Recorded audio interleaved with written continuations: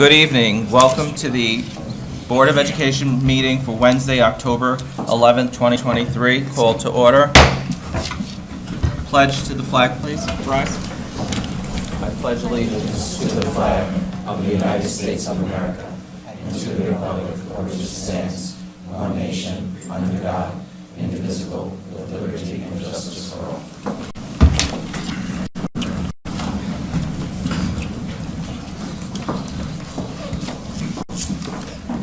Reading of the mission statement.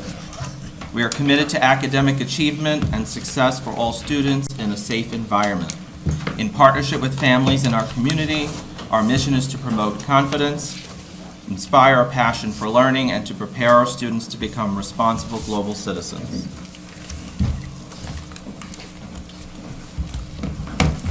Next up is Board Member Appreciation Week, and there's a presentation. Yes. Good evening. Every year, the state of New York sets aside a week of recognition, a time for us to show appreciation for the individuals who volunteer their time and expertise service to the students and families of Monroe-Woodbury. While the Board of Education Recognition Week officially takes place from October 16th through the 20th, this Recognition Week provides an opportunity to focus on the crucial role an elected Board of Trustees played in our communities and schools.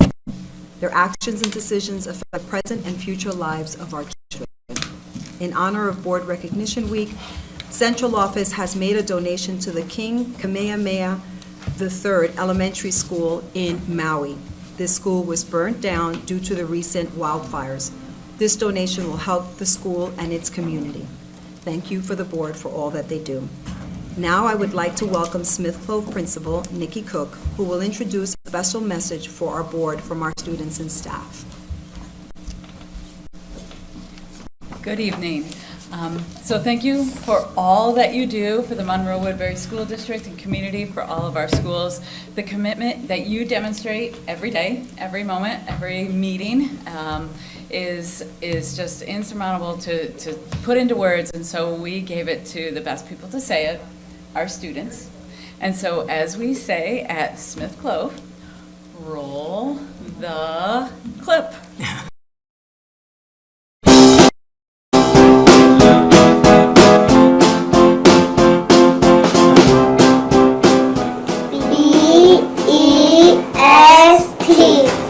Board is the best. Because it let us play with our friends on the playground. Yay!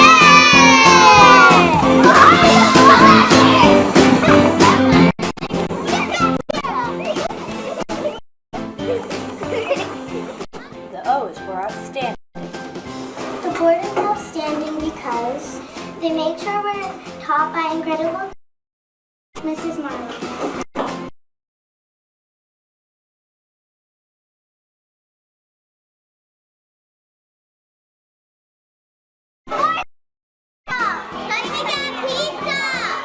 The R is for reliable.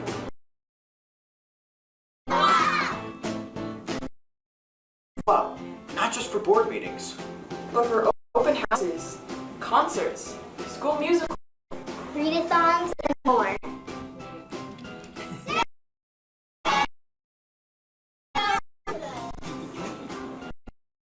Communication. You know, sometimes those meetings take 3 hours long, or longer. Now that's dedication. O is for objective. Your objective is to promote confidence, inspire a passion for learning, and prepare students to become responsible global citizens. You do this day in and day out for us, and we are grateful. You are fabulous. You not only do a good job, you look fabulous. E is for encouraging. You encourage us to reach beyond the stars and do our best every day to leave our own legacy. D is for deserving. You are all deserving an appreciation video for supporting our education so many times. Many clubs, drama, And allowing us to play our favorite sport. Let's go Crusaders!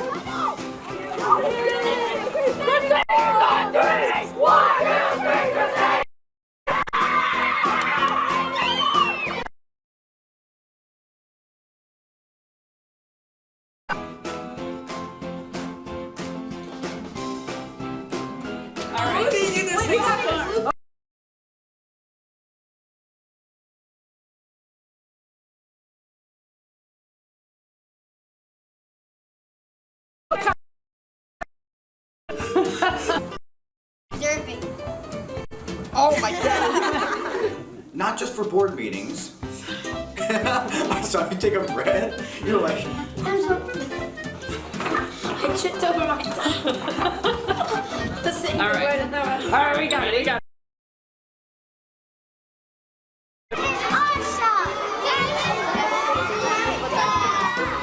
And allowing us to play some more.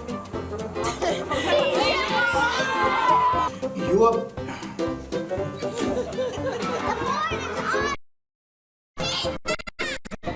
Let's go, Crusaders! For an open houses, school meeting. Last time we got this. One.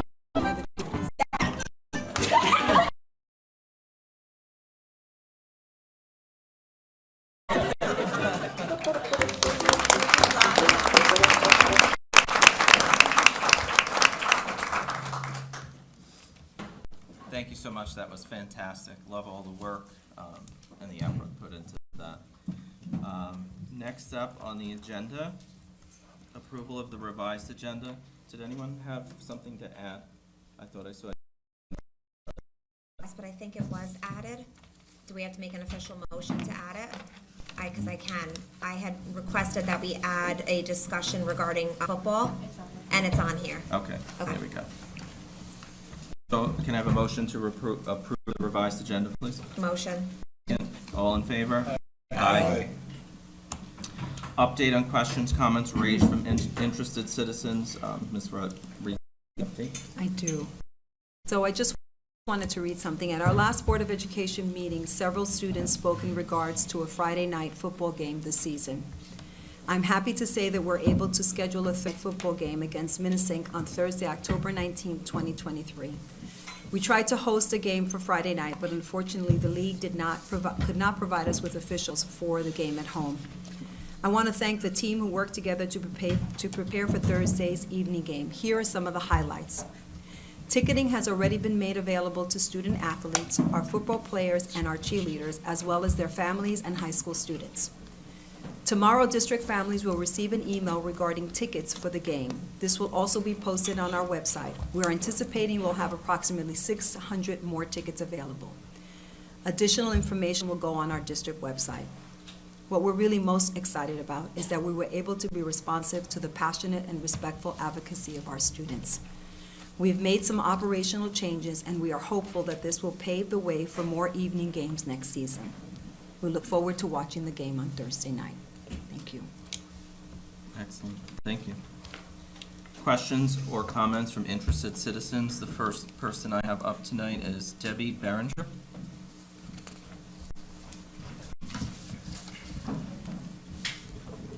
Hi, thank you for the opportunity to speak. My name is Debbie Berenger, and I'm a proud MW graduate.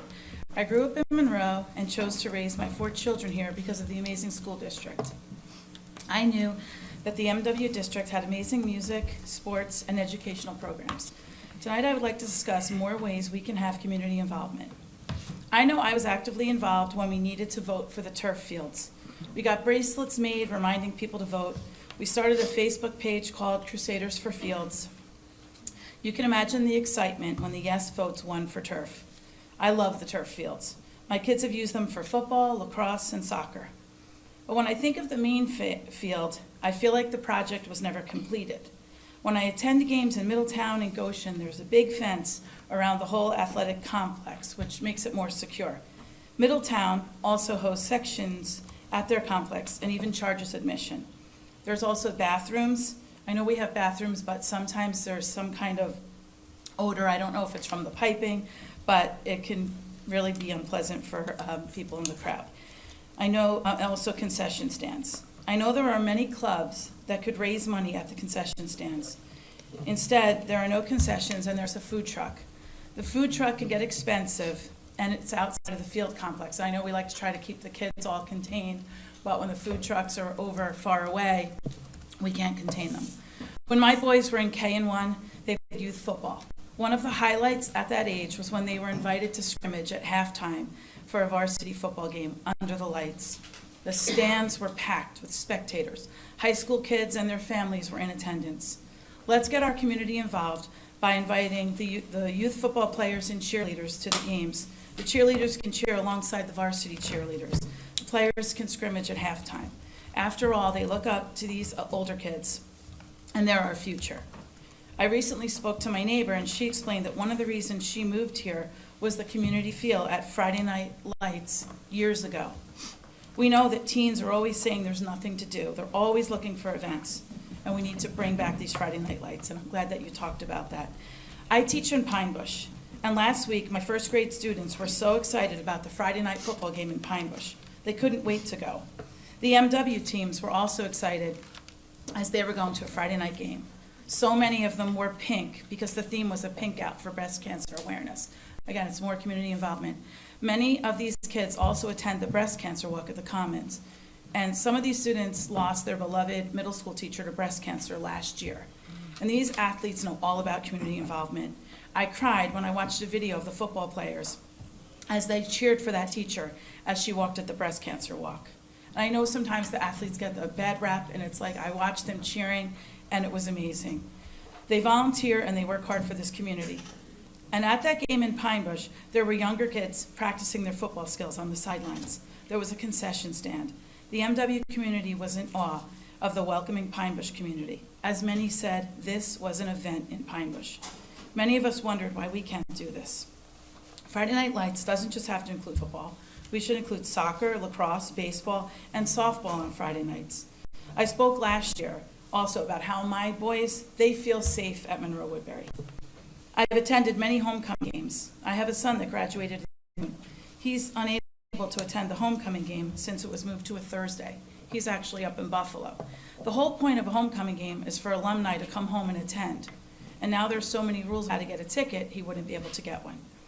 When we attend games at Pine Bush, Cornwall, and Valley Central, we're directed to sit at the visitor side. I think it's another good safety issue. MW has a nice welcoming set of bleachers on the visitor side. We know that MW is one of the top districts, and we want to keep attracting people here. Also, I don't know if you know this, but obviously you know, the record chooses an athlete of the week for various sports.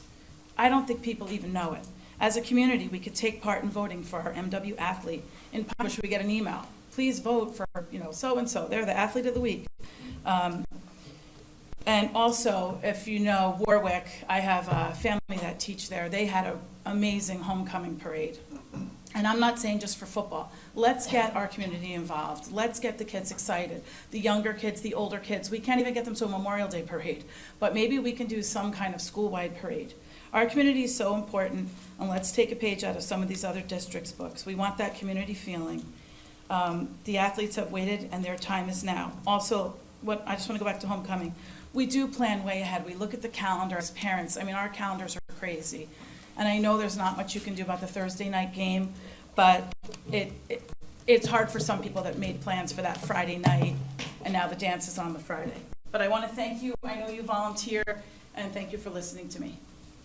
Thank you.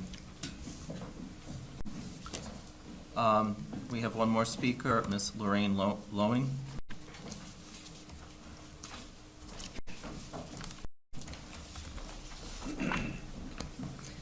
Hello, my name is Lorraine Loning. I'm a district resident. This evening, I want to speak once again about transparency, specifically two things. First, contracts. I have spoken before about this, but this board refuses to publish contracts either in a draft form on the agenda or as fully executed contract items on the minutes. This makes it really hard for the public to know how much money you are spending and with whom. The second is discussion. Almost all of the motions are passed unanimously and without discussion. It is incomprehensible to me that so many people can unanimously agree on so many things so frequently. Lately, it seems that motions that you are most eager to discuss are not about policy, but about personal things, like who serves on what committee and who gets to be vice president. Discussion is the best way for the public to fully understand what you are voting on. It's almost like there is an unspoken rule to make each meeting as short as possible so that the board, the cabinet, and all these administrators here can go back to their homes as quickly as possible. Tonight, these two things, contracts and discussion, intersect. On the agenda, at least the one I saw this afternoon, you've revised it since, items 9.6 through 9.10, there are resolutions concerning contracts. These are the amendments to the wage and benefit agreements between the Cabinet and the Board of Education. The superintendent's contract is not here. I'm assuming that will come in December, roughly a year after the last one. These contracts include annual compensation, longevity pay, and payments to 403B accounts. Details of these contracts are never revealed on the agenda or minutes. Luckily, the contracts are subject to Freedom of Information requests, and I have those contracts for the last several years. How about this evening, when we get to those agenda items, we have discussion about if the package is appropriate as compared to neighboring districts or similarly sized districts, or if the package is comparable to other districts with similar student performance or achievement, or if the package is comparable to the trend of student performance and achievement. Are our students trending upward on performance and achievement, or are they spiraling negatively? Is morale among staff improving or languishing? Leadership team needs to take ownership of all those metrics, good or bad. While I'm not optimistic that there will be discussion about this evening, how you vote this evening will be a question I ask in May when some of you run for re-election. When I go home this evening, I will be submitting a Freedom of Information request for these contracts, and I encourage anyone watching who is interested to do the same. If the board is not going to keep the public informed, then the public will have to use other avenues to get this information. Thank you.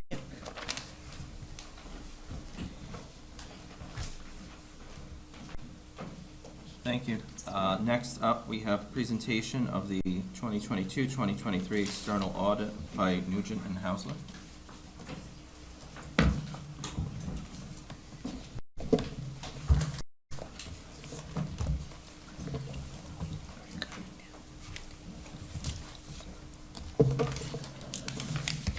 Good evening. My name is Brent Napoleon. I'm from Nugent and Hausler. The board, as you're all aware, is required to have an audit. The laws of the state of New York require it, and I'm here tonight to present your 2022-2023 audited financial statements. I believe you all have a copy in front of you. Our audit report begins on page 1. This is, our job is to express an opinion on these financial statements. The district has received an unmodified opinion. It means that, in our opinion, your financial statements are presented fairly in all material respects. That's the highest opinion that we can give on the financial statements. District has received this, many, many years in a row, but I always think it's important to point that out. I'll ask you to skip to page 21 of the financial statements, where you can find the results of the district operations on the fund financial statement basis, which is how you're all used to seeing your finances. It's the same basis that's used to develop your budget, et cetera.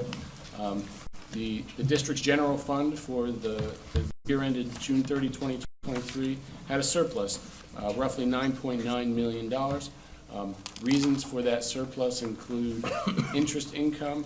Interest rates, of course, have risen here recently, and the district obviously takes a lot of money to run a district this size. You receive your property taxes early in the year, so a lot of that money is sitting in district bank accounts and used to fund the district's operations throughout the year, as it is in every school district.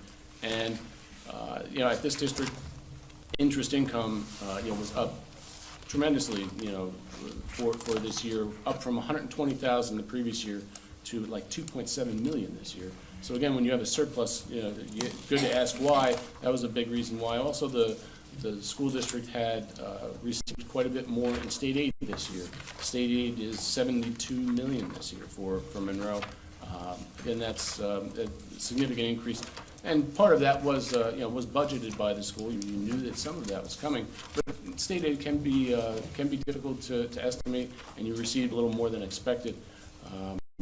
So again, those were drivers of the general fund surplus. Your school lunch fund had a $795,000 surplus. I'm rounding for this year, and the school lunch fund has quite a bit of a fund balance right now. There's a law that dictates how much fund balance you can hold. The district is exceeding that fund balance right now, but only a couple of years ago, we were worried that maybe the fund balance, the funds might run out in the school lunch fund.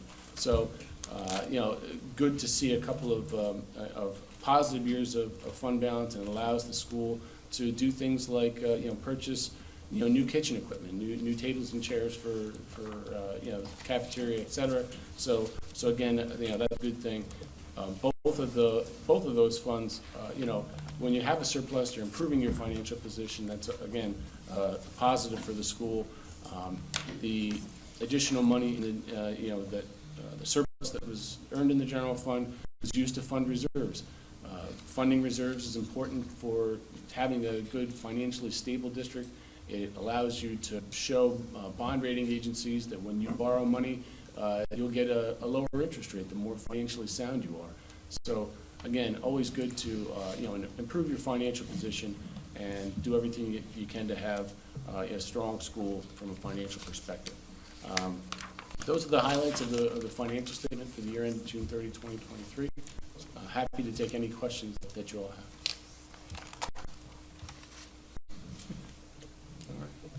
The audit committee met prior to this and received a very in-depth report, so we asked the questions that we had at that point, but I don't have anything else. I don't know if anybody else on the board does.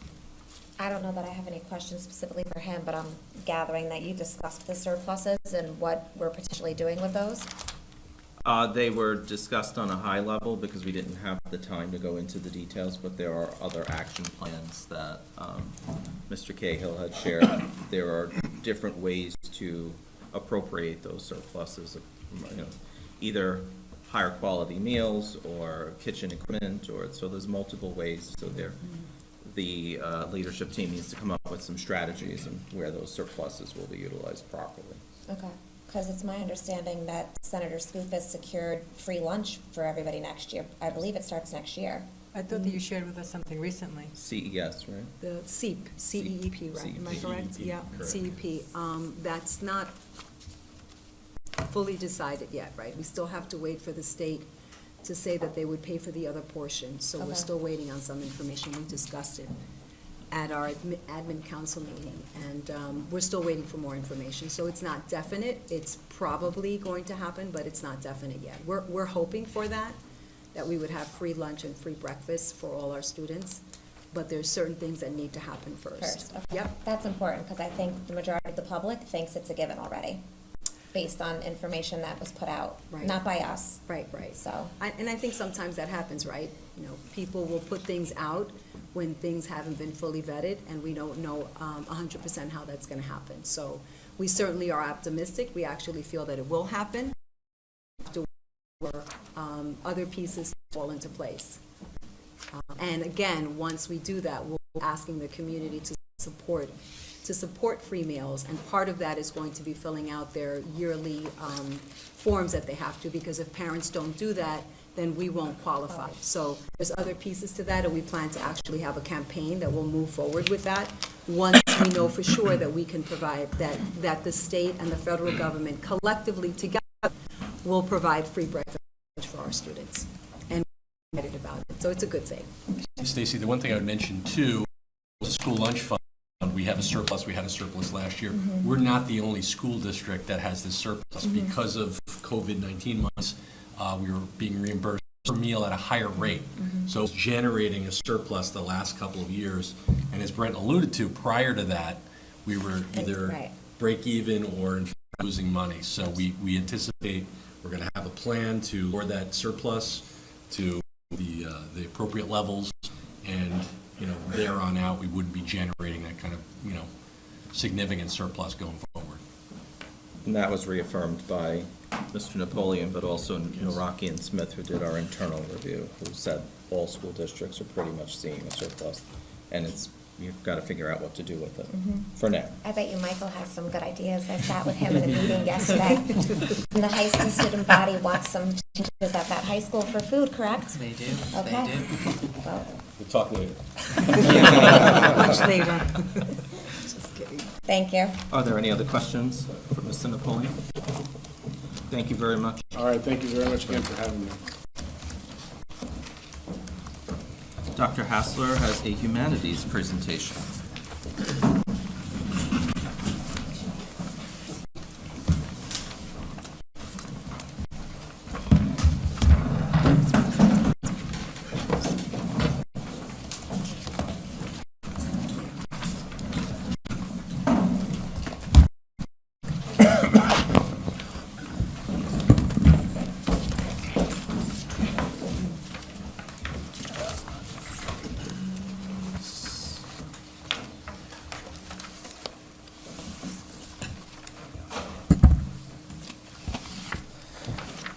Good evening. Thank you to the Board of Ed for the opportunity to be able to present tonight on our high school humanities program. I'm joined up here by Mrs. Soto, the high school principal, by Ms. Bulla, the English department chair, and by Mr. McElroy, the social studies department chair up at the high school.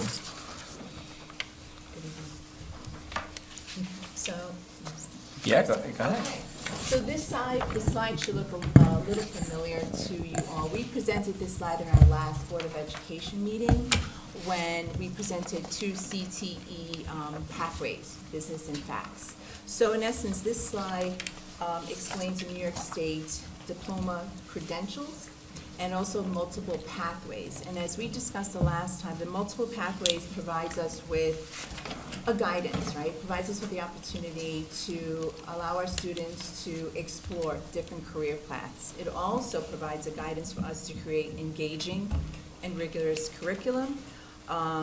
It allows, again, our students to explore different career interests in the arts, in career and technical education, such as the 2 that we presented in our last Board of Education, in business and in facts. We also allow our students to explore career and development occupational studies, what we know as CDOS. We allow our students to explore different career paths in world languages, in humanities, in science, engineering, technology, mathematics, everything that falls under the STEM parameter. And this evening, you're going to hear about the civics pathway, or the seal of civics readiness. So in essence, this slide explains or describes a portrait of our Monroe-Woodbury graduate. This, sorry. No, go ahead. No, go ahead. Okay. You're doing great. So this evening, you're going to hear, as Dr. Hassel mentioned, from our 2 department chairs, on the opportunities that we afford our students in achieving their graduation goals and exploring the different pathways, but all done within one program, the humanities program. And just 2 other quick items. Number 1, the presentation that we did last time, we spoke about the applications that were going to be sent to the State Ed Department for approval to offer the CTE programs. Those were applied for after the last Board of Education meeting, and they both got approved, so we have the ability to be able to offer that, which is super exciting. So tonight we're speaking about 2 more. And just a reminder from the last presentation that this is an opportunity to be able to create different trajectories for kids in terms of their pursuit towards high school graduation.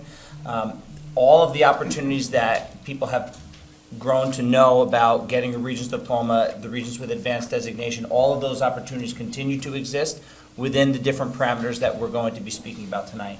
So we're going to start off by a general overview about our humanities courses up at the high school, and then we're going to talk about how that extends to the Seal of Civic Readiness and our overall humanities program within the high school. So, humanities course. All right. Thank you, Dr. Hassler and Mrs. Soto.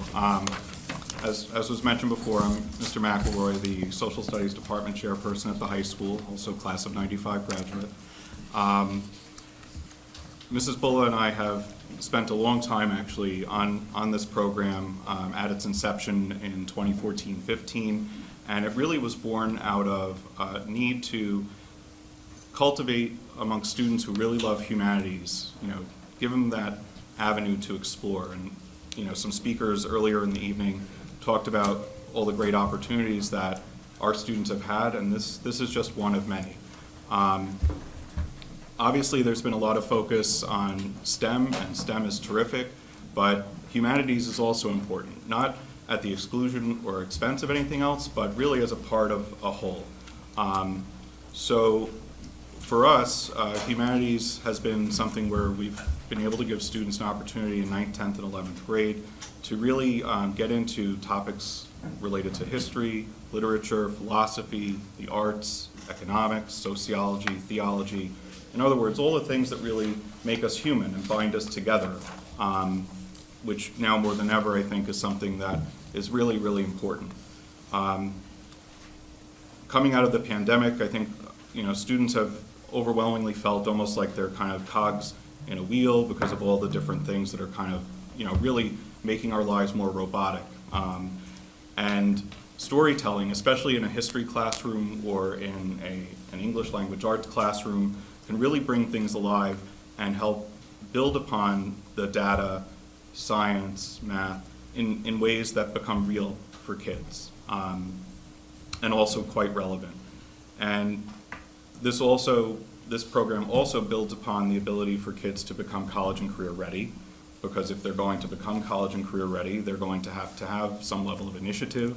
They're going to have to be able to speak in a skilled way, advocating for their passions, and also being able to integrate data that they come in contact with in science, math, and all the other subjects. So what we, I think, have been able to do since 2014-15 is really creating a model where the students have a sense of community because of how they move through the day together, that they are able to really go beyond the regular curriculum that students are generally exposed to. We want them to have a growth mindset where they're open to change, where they're sometimes going to be facing adversity, and how they overcome those things, and they are able to do that as a cohort together, moving from one class to the other. And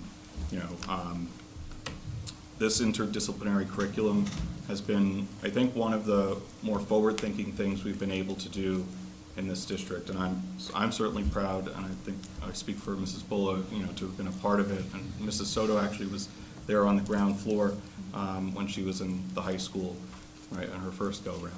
So, and we're certainly appreciative of the support that administration and the board has had for us, because we couldn't do this without you. So. Good evening. Thank you for having us. I'm Michelle Bulla, as Dr. Hassler said, I'm the English department chair. And our humanities program in the last couple of years has kicked off with a fall celebration. These are pictures from last year. Our upcoming for this year is actually next week, and you'll all be getting an invite to it. We'd love for you to join us if you're able to.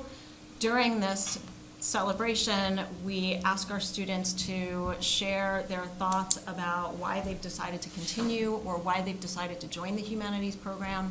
Overwhelmingly, they respond not only with their enjoyment, their sheer enjoyment of time spent together in these studies, with the extended opportunity they have with the lab period that comes along with the humanities program that is team taught by our teachers, but also the sense of belonging that they feel in a very large school, in a place and way that they don't see in other events and other activities that they engage in. To be able to have academic conversations, to pursue things that are connected to their learning, and to do that in community with their peers over time, and with the space to actually explore ideas and to do it in a way that allows them to be brave in safer spaces because they have that sense, is really significant. So I just wanted to share that with you. Some of the logistics that we'd like to share with you about how the program works is that our students now receive honors credit at all 3 years of the humanities program. We have an additional every other day lab period for them, as I just mentioned, that is team taught by the cohort, or by the two teachers that are working together for that particular year. Our students are in classes in a program that is capped at around 50 students per year. And when we have more students than that, we employ a lottery system to bring them in. This year, our 11th grade program is actually one class, and a big piece of the reason for that is that many of our students are moving into AP language classes and AP US history classes in their 11th grade. And we're quite excited about that, because one of the founding, I guess, ideals when we created this program in 2013-14 was that we wanted a way to springboard our students into advanced level classes. We found over time that that was in fact happening. We're really excited about that. We have created an opportunity for students to also take, not also take, I'm sorry. We have students who are taking pre-global AP. Those students select a different pathway. So we have, with the humanities program, created an opportunity for students who sort of find themselves in a position of not necessarily having a very clear pathway when they come into ninth grade, but wind up developing it along the way. So we're happy to be able to afford that to them. The logo that you see here in our slide is actually a byproduct of a new component of the humanities program last year, which was our Humanities Coalition that is comprised of ambassadors who are representing each year, who worked to develop something that they felt really was an embodiment of what their program was all about. The way that the program actually exists as an elective is there are, as was mentioned, the program is capped at 50 students, where basically you have 2 cohorts of classes in 9th, 10th, and then 1 in 11th, because students tend to break off and take AP courses in 11th grade. Where basically the 2 classes that exist in 9th grade, the students take an English course, they take the global course component of that, and then every other day those cohorts of kids alternate, have an alternating lab as an additional 0.5 period, where those classes are co-taught by their English and Global Studies teacher for interdisciplinary work. That's where the project-based assessments come into play, where basically the classes, normally when a 9th grader comes in and they take an English 9 course and a Global 9 course, the way that the schedules work, kids take different teachers overlapping throughout the day. In this program, the students are in a cohort and they roll from class from year to year as collectively a group. So the English teacher and the global teacher then combine to teach that lab course collectively, and that's where the interdisciplinary and project-based assessments come into play. That lab class is an additional 0.5 course credit that's considered an elective for them to be able to get that interdisciplinary credit. So just a little bit about the curriculum and the program that's basically being taught to the students. So the students in humanities take history and ELA in 9th, 10th, and 11th grade, just like every other student in Monroe-Woodbury. And the curriculum is aligned to, in ELA, the New York State standards, and for social studies, the New York State framework. But unlike every other student in Monroe-Woodbury, as Dr. Hassler mentioned, these students have an opportunity to really go into a deep dive in that collaborative period in a way that they would just not be able to do if they didn't have that time. Like, it's certainly one thing for students to see, let's say, a comparison of 2 ideas on a page. And it's another thing to give the students the opportunity to do independent research into those 2 competing ideas and then actually watch them debate, which I have. And it's amazing to see students, wrestle with concepts that maybe a few weeks ago they had no idea what they were, and now they're debating them as if they were their own, sometimes even arguing against what they believe, which is part of what we want when we want to see students become, civically engaged, especially, because the adults certainly don't always do a very good job of that. And the reason why that typically doesn't happen at the same level is because if I'm a 9th grade student and I'm taking an English class, when I get to my global class, there might be a completely different group of students that are in that classroom. Where this program, because the students exist as a cohort, the kids that are in the 9th grade English class have the same group of students that are in the Global Studies class, and it's the same group of students that are in the lab class. They exist as a cohort, where a normal student schedule that go and take a traditional either English class or English 9 class or English 9 honors class, they have a completely different group of students than what they have in that English class when they go into their global class. Because they exist as a cohort and they have that lab period, it gives them the opportunity to be able to do that interdisciplinary work. We don't like to, in the high school, we call it an interactive seminary class, seminar class. Really, these 2 teachers have created a tailored curriculum just for those students for that 3rd period class. And really, it's to develop and create this curiosity in our students that they typically wouldn't experience in another seminar class.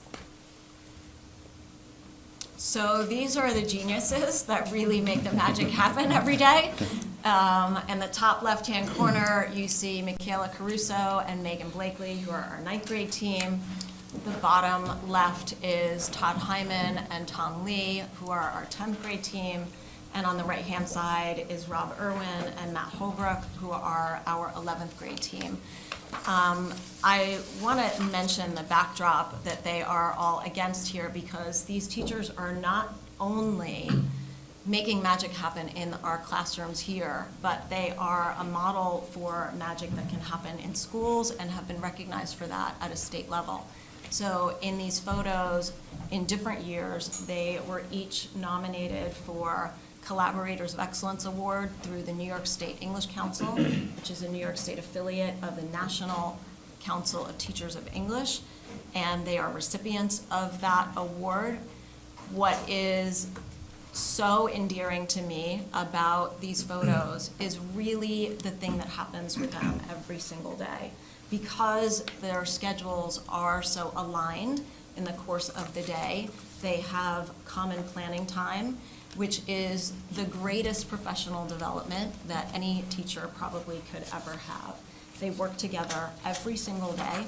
We witness them, we hear them all the time, planning, collaborating, talking, shifting, changing, and making accommodations for the population of students that they have in any given time in relationship to the things that are happening in the world at any given time. So between that opportunity to have those professional conversations and that time, as well as the additional lab period, they are really able to create an experience for our students that is just like no other. So that's them. The symposium. So at the end of the school year, we have a symposium which has actually kind of evolved from its inception. The first time we did this was at the end of the 2016-17 school year, because that was the first opportunity where we had a cohort of students who could have gone through 9th, 10th, and 11th grade. And so you'll see a slide that's related to that, and it's not going to be as impressive as the first one you're going to see. Last year, we tried to really up the ante, and that's part of, I think, the goal of the program too, is to always be thinking and retooling, to try to instill in the students lifelong learning as well, and that there's always room to make adjustments and changes to keep enhancing things. So for us, the concept of this symposium was to really give the students an opportunity to honor the work that they had done throughout the year, celebrating their accomplishments and growth, particularly those students who have been in the program for 3 years, and then also give them an opportunity to share inspirational moments amongst each other, and then developing more connections with community, especially for the students who are going to continue on into the next year. So this is our symposium last year, which we, during which time we always honor our 3-year graduates of the humanities program. And you can see in that center photo those students who are holding up their certificates for their photo op. We invite 2 students who are alumni of the program, so current sitting seniors, to come and deliver mini keynotes for our students for all 3 of the grades who get together for this symposium. We also invite Mr. Lee to deliver what is now affectionately known as the Lee Note keynote, which is just fantastic. He's just wonderful at it. Our students share highlights of the program, so they actually get together with kids across the 3 grades during this event. We find a way to get them together for them to share what is a highlight of their experience, some of their accomplishments, and their signs of their own growth. And we have started to include a gallery presentation in here that is a representation of some of the projects and endeavors that they have undergone over the course of the year that they're particularly proud of. We do anticipate expanding that portion of this to include what Mr. McElroy is going to tell you about in a little bit, which is some of the new ties to the Seal of Civic Readiness that are coming here. And the following slide is actually what he was just mentioning, our first year and symposium when we had students who had completed 3 years of the program. On the previous slide, I just wanted to make note the 3-year grad information, and over time we've seen a number of students really want to continue with that program, and I think it's important to recognize that this gives the students who really enjoy humanities that opportunity, and it's very important to them and to us to make sure that we continue to have those opportunities for all the students. We are really fortunate that we're able to offer so many things to them. And I don't know if anybody noticed, but one of the students is actually here tonight. Two. All right, so you have better eyes than me. That was coincidence, by the way. That was a total coincidence. But Megan and Takara are right here. They are 3-year graduates of the program who are currently seniors. So anyway, thank you. And so I just wanted to show, thank you for coming. I'm glad that you mentioned them. Just the smiles on these faces exemplifies what the teachers are doing. They're creating this nurturing niche for these students. So aside from the instructional benefit and the interdisciplinary curriculum that they receive, the state has now created the New York State Seal of Civic Readiness. Last year, the 22-23 school year, was our first year of offering it. It was the first year we had the ability to be able to, as a school district, award the Seal of Civic Readiness to students. We had 19 seniors who graduated last year with the Seal of Civic Readiness. Through some curriculum work in the humanities program, we have the ability to be able to, for the students that are those 3-year grads that go through the entire program, based upon the coursework and activities that they do over their 3-year span, the students have the ability to fulfill all of the requirements for the Seal of Civic Readiness if they complete the full 3 years worth of the humanities program. The way that the Seal of Civic Readiness works, even though it's open to all students, students that aren't in the humanities program have to do a little bit of work to strategically take the right courses to fulfill the requirements. If they actually are in the humanities program, all of those requirements and the points that they would need are fulfilled in the program. To get the Seal of Civic Readiness, you need a total of 6 points from either category. You need a minimum of 2 points in civic knowledge and 2 points in civic participation, and then a total of 6 points in order to be able to receive the seal. The way that the humanities students are able to complete that is they get, if they score a passing grade, and it should be noted that all of the students in the humanities program still take the global regents at the end of 10th grade. They take the U.S. History Regents exam at the end of 11th grade. They take the English Regents exam at the end of 11th grade as well. Beyond that, if they pass the global regents and the U.S. History Regents, they get a point for each of those, so that's 2 points. They do a research project. Part of the curriculum in 10th grade is a research project. They get a point for that. So that's a total of 3 points on the civic knowledge side that they would complete. On the civic participation side, the culminating project that they do at the end of 11th grade humanities would be 1.5 points that they would receive. And because the humanities program, the lab portion is considered an elective, they get half a point for each year that they are in the humanities program, which is 1.5 points. So total, just by going through the humanities program, the students have the ability to be able to apply for and receive the Seal of Civic Readiness by doing the 3 years worth of that program. Students who do 2 years worth and do AP Language or AP US History, there's some additional work because the projects are a little bit different in those courses that they would need to be able to do. They still can complete the program, but it's separate work beyond the program that they would have to do in order to be able to get the Seal of Civic Readiness. Dr. Hessler alluded to the summer curriculum work that the teachers did to try to, find ways in which to align what we were doing in humanities with the Seal of Civic Readiness. And so our teachers, worked pretty diligently over the summer to design projects for each grade level that mirror something that exists in the Seal of Civic Readiness. So for example, in 9th grade, and you actually can see some of the fruit of that already in this slide, the 9th grade teachers wanted to give the students an opportunity to springboard for a service learning project.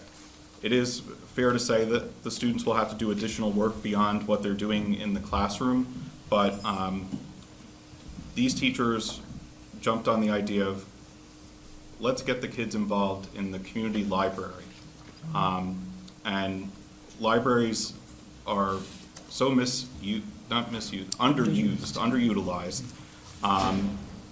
And there are so many opportunities where our students could do community service work with members of the community, even just on the tech side alone, probably, you know.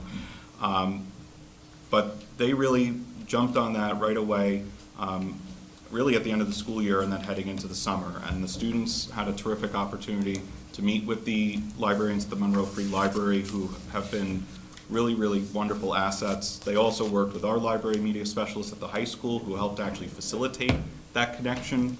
And that kind of learning cannot be replicated in a regular 42-minute class period.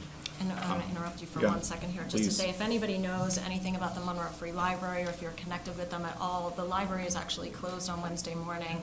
They opened early for our students to host them, to bring them in. So if you are in communication with them at all, you might extend our appreciation for that. Thank you.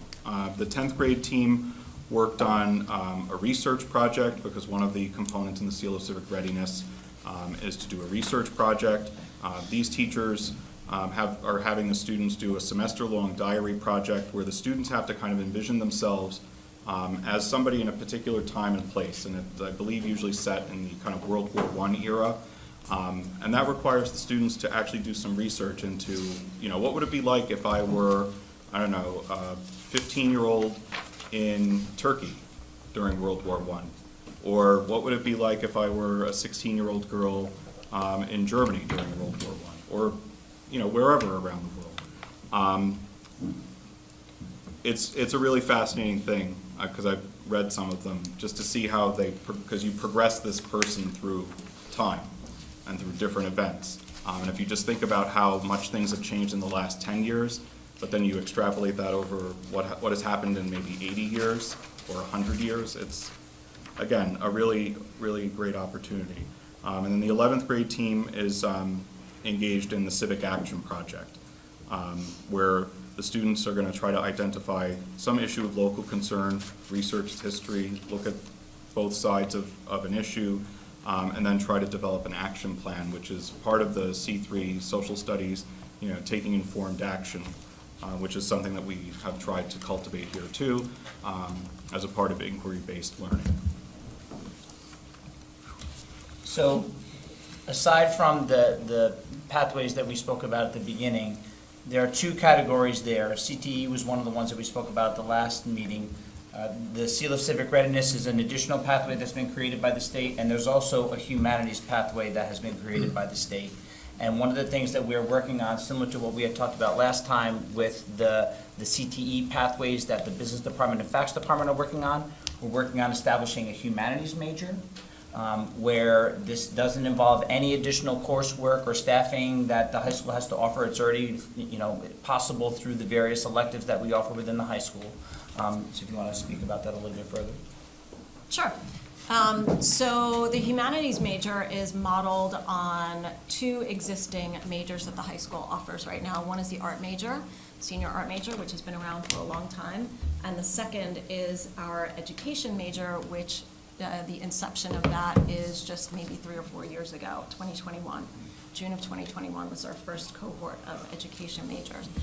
And so the humanities major is another opportunity for us to create a niche for our students who are really invested in the humanities and in the perspective that studying the humanities offers.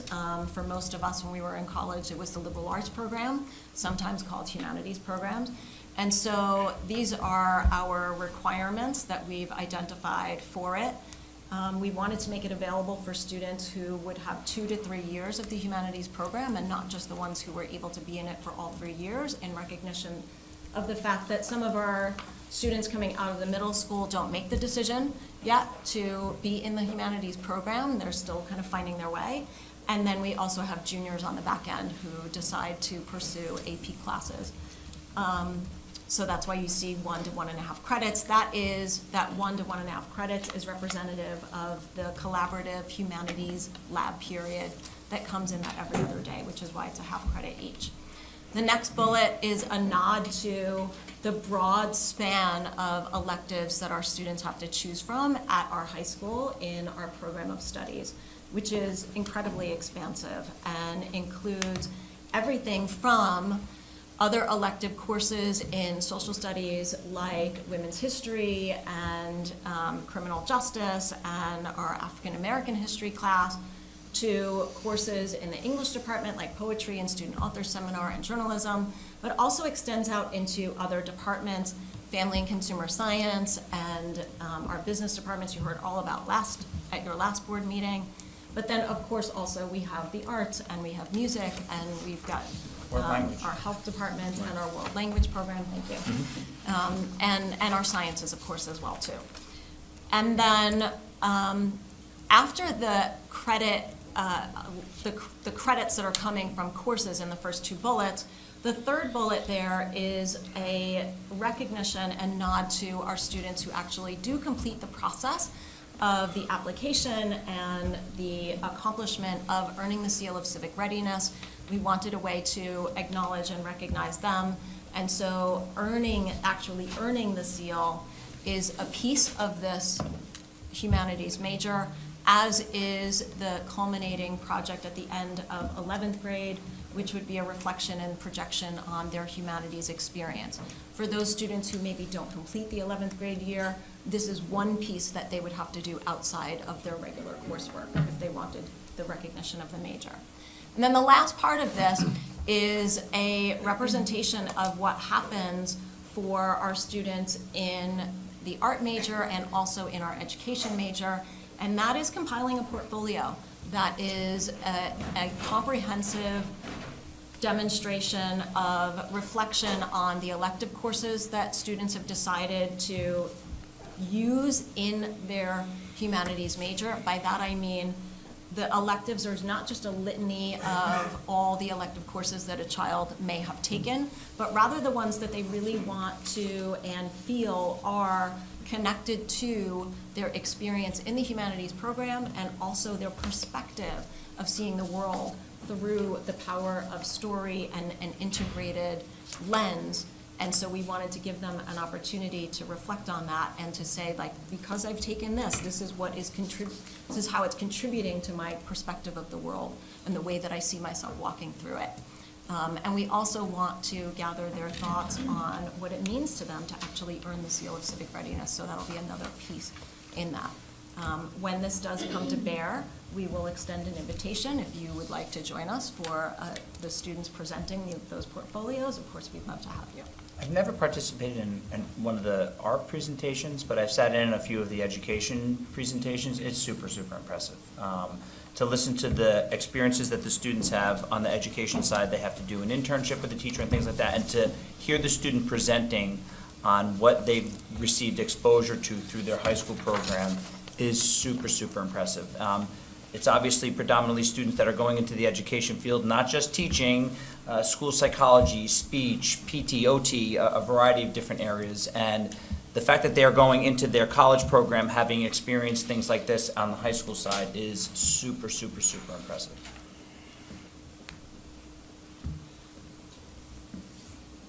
Questions?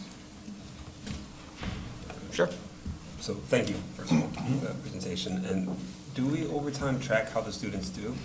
Like post this initiative or other initiatives like it to see whether or not they get accepted to more colleges? Do they get more scholarship opportunities? Like what's the are there any patterns on the return on investment? I don't know that we track beyond high school in terms of like the long-term trajectory. I know that we track like through Naviance and things like that, like student acceptance in colleges, but post walking out the door of the high school, I think that that's probably a data point that we can work on in order to be able to get more information because Even that's fine. I mean, I know that we have anecdotal information. I know that we've had like past students who've come back and done presentations to classes and things like that, but it's more anecdotal. I can't say that it's like true long data on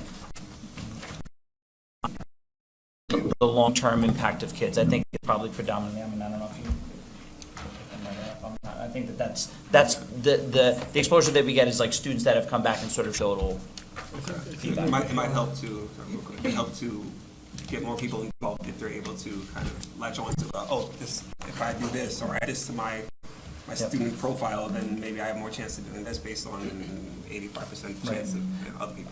And again, I think that that's similar to the last presentation. I think that the goal of this is any way that we can in order to be able to give our kids an upper hand, because again, the benefit of this is there's not a lot of shifting of program.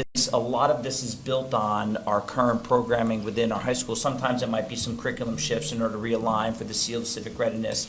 But in general, it's what we offer, and it's how do we really kind of highlight that so that way when our students are leaving, again, one of the benefits of the seal of civic readiness, a student who completes the humanities program at the end of their junior year, that's an acknowledgement that they have at the end of junior year to be able to put on a college application, where you want that early recognition of kids, because if the recognition is only coming at the end of their senior year, many of them have already applied and whatever. But the sooner we can get that recognition for them, the more that they can make that acknowledgement work on their behalf. I mean, I think it would be really difficult to track it long term, because this is more geared, as far as I understand, to fashion these kids to think a certain way, to process the information a certain way, and to accumulate skills that they will be able to use later on, which are endpoints that I think are difficult to track. But I think what you're talking about is, if you have a student that, I mean, the goal of all of these things, that the general trend is creating opportunities for kids that really have a specific interest in a specific area. And so the more of those opportunities we create, does that really catapult them the way that I think that we hope that it would into being college and career ready, saying, I'm an education major, or I'm a humanities major. I've rolled that into X, Y, and Z post high school graduation, and is it catapulting them the way that we hope that it would? Even something like that, like what's the measure of success on this, other than them finishing it by the end of junior year? Right. Is that the only measurement of success, or is there something else that we can maybe latch on to help? I don't want to say sell, but convince other students to potentially go in this route as well. Yep. I can tell you, and again, it is somewhat anecdotal, but our students who have achieved the education major with the completion of their, in the fall, as they make their declaration to pursue this education major, have, in almost every case, we've had 13 kids so far who have accomplished this. As I said, this will be our 4th year. And of those 13, most of them included it and wrote about it in their applications for their college acceptance, included it in their transcript info, their personal profiles. We have had several students who went all the way to the end of that process and then ultimately decided that it was something that they felt really good about doing, but they had decided they weren't going to pursue education. And that is a piece of that particular program that we still count as a success, because one of the things that we want for our students to understand is what being educated in American public school systems really means and how complex these systems are. And so through that internship opportunity that goes along with the education major, we have had students who we're either working with teachers, they're working with local agencies, they are volunteering in different capacities, and they're learning about what it takes to make a community operate. And so, as Dr. Hassler alluded to, we've had students who were interested in social work and interested in physical therapy and occupational therapy and speech therapy. And also, I've had students who are interested in going into the medical profession. And so they recognize that being an educator is part of being in the medical profession.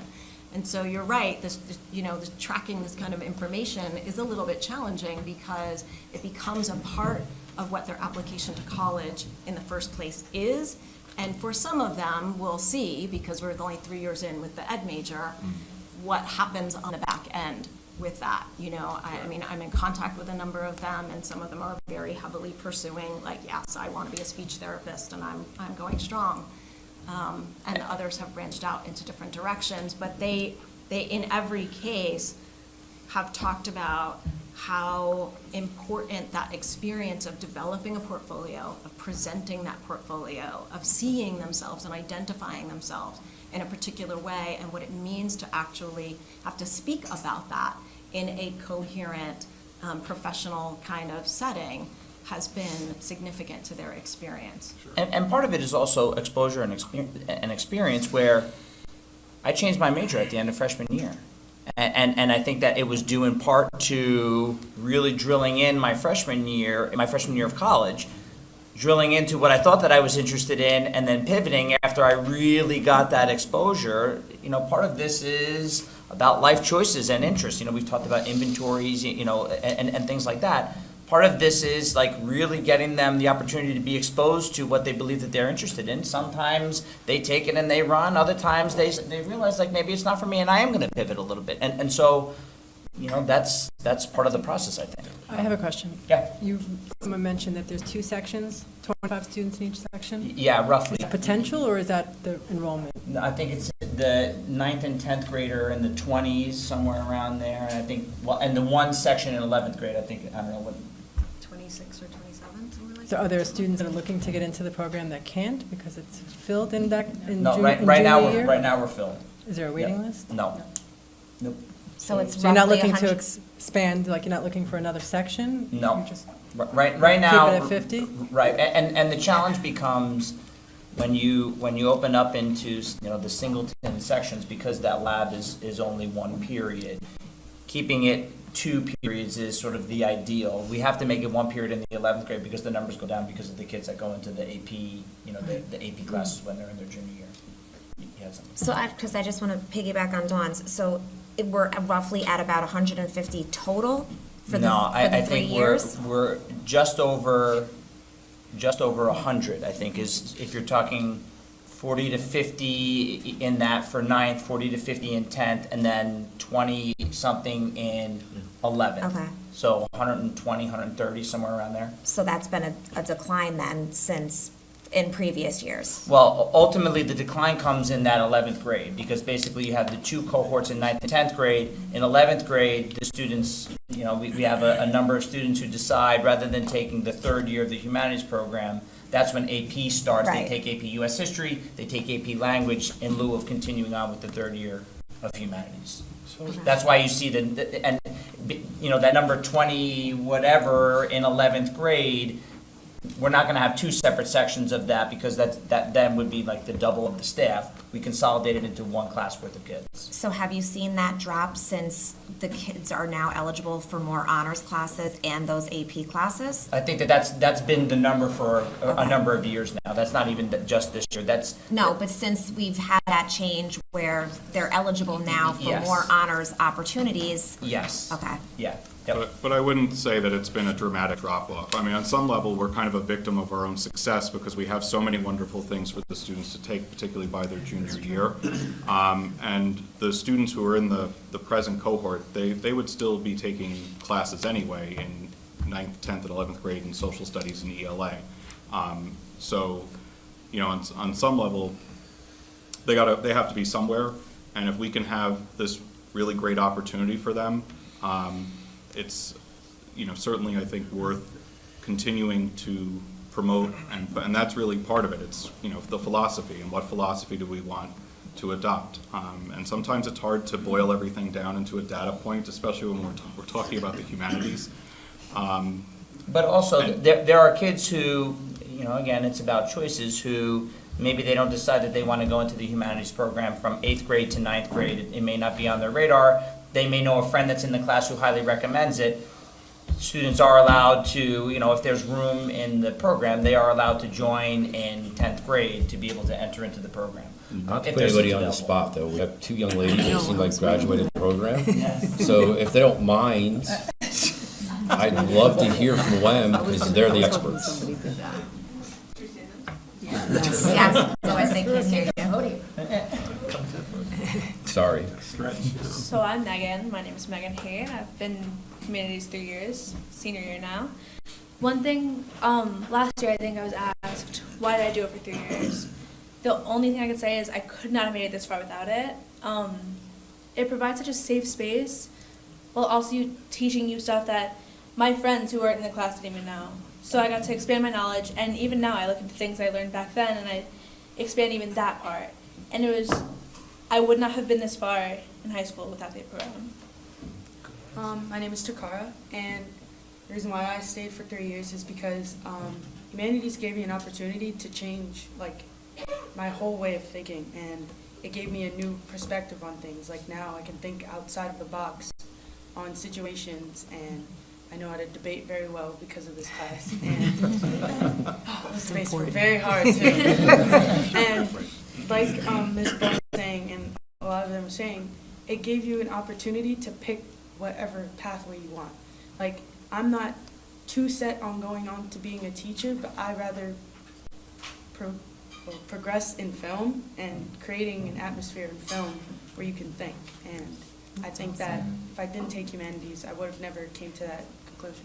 To piggyback off that point, like Ms. Bola was saying, it can teach you things that you didn't know you liked before. I very much plan on doing English when I'm older, and it's because with humanities, it's a smaller class, and you see each other every single day, and sometimes multiple times a day. You get to get such strong connections with the class, with the teachers, that you learn stuff that kind of the robotic aspect of just regular teaching, normal classes, 40 minutes, you're done. You don't get that aspect of closeness and understanding as you would with the humanities program. That's awesome. Again, to pick up on that, you also get, they're practically your mentors, and you're around, these people, and they're telling you their experiences, and you're getting to see inside of, another person's head, and you're allowed to, branch off of that and create your own thought process. I think I'm gonna get up and why did you just come and sit? I didn't even know why we engaged in the conversation. We should have just put you up there. But yeah, it's fun and it's very engaging, and you're always on your toes. And I think my friends that are in normal classes, including AP classes, they don't get to have that. And it's sad to say, they don't get to have the fun that we get to have in humanities. I'm not trying to hate on LA or social studies, but those teachers that you meet, they're personalities that you want to meet and you want to be around and you want to learn from them. And yeah. Not to sound super Hallmark, this humanities itself has changed me so much. 9th grade, again, we were coming in from COVID, so it was still online. From 9th grade to 10th grade, I've grown so much as a person, more over in the 3 years than my 17 years of life. That's awesome. So to piggyback on all that, so are we using them to advertise to their peers? Because they're the better sellers than any of us. Yeah, right? true. So if I'm listening to them and I'm one of their classmates or a freshman, I'm more likely to these two elegant young ladies to say, hey, I want to do that, or they see them as a role model like we do and join up, right? To fill our numbers we want a wait list, right? That's what we want for stuff like this because of that experience that they just We described. actually do take our students, when our Michaela Caruso and Megan Blakely go into the middle school to promote the program and explain it to our 8th graders as one of their options going into the high school. They bring students with them, current humanities students with them, and Awesome. you're exactly right. The impact is just untouchable in either way. So the next question is there a way to maybe integrate some of those AP classes so that people don't drop? Because you said it very well, humanities, sociology are huge parts of medicine, for example. It's massive. So people who think they go into medicine and start concentrating on sciences are missing out on the most important aspect of medicine, which is still just the people. So perhaps there is a way to maybe integrate some of their even science classes. Yeah. So that there is no dropout. Yeah, we can look at that. Awesome. Thank you. Thank you very much. so much. Great presentation. Thank you, ladies. Thank you.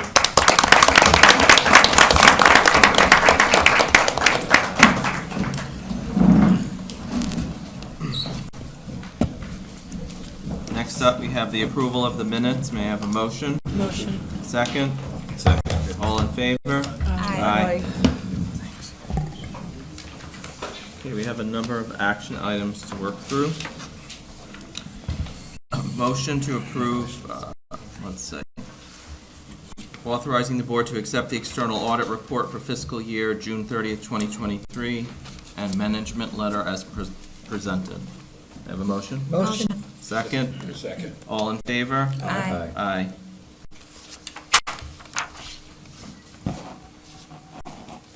Next up, the motion to appoint Dawn Tauber as voting delegate at the 2023 New York State School Board Association Annual Convention. Motion. Second. All in favor? Aye. Appointment of chairperson and backup chairperson of bond proposition vote to be held December 5th, 2023. Motion to appoint Michael Suriello as chairperson and Jamel Evans as backup chairperson of the bond proposition vote. Motion. Second. All in favor? Aye.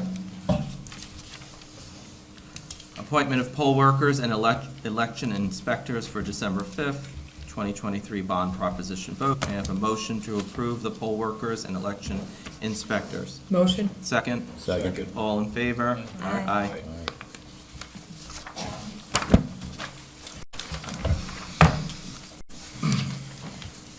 Appointment of the district-wide school safety team. May I have a motion to approve the appointment of the district-wide school safety team as submitted? Motion. Second? Second. All in favor? Aye.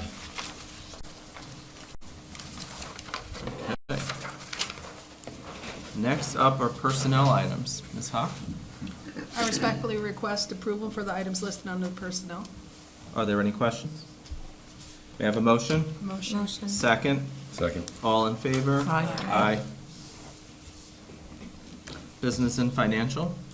Thank you. I respectfully request approval of business and financial items 11.1 through 11.6. Any questions?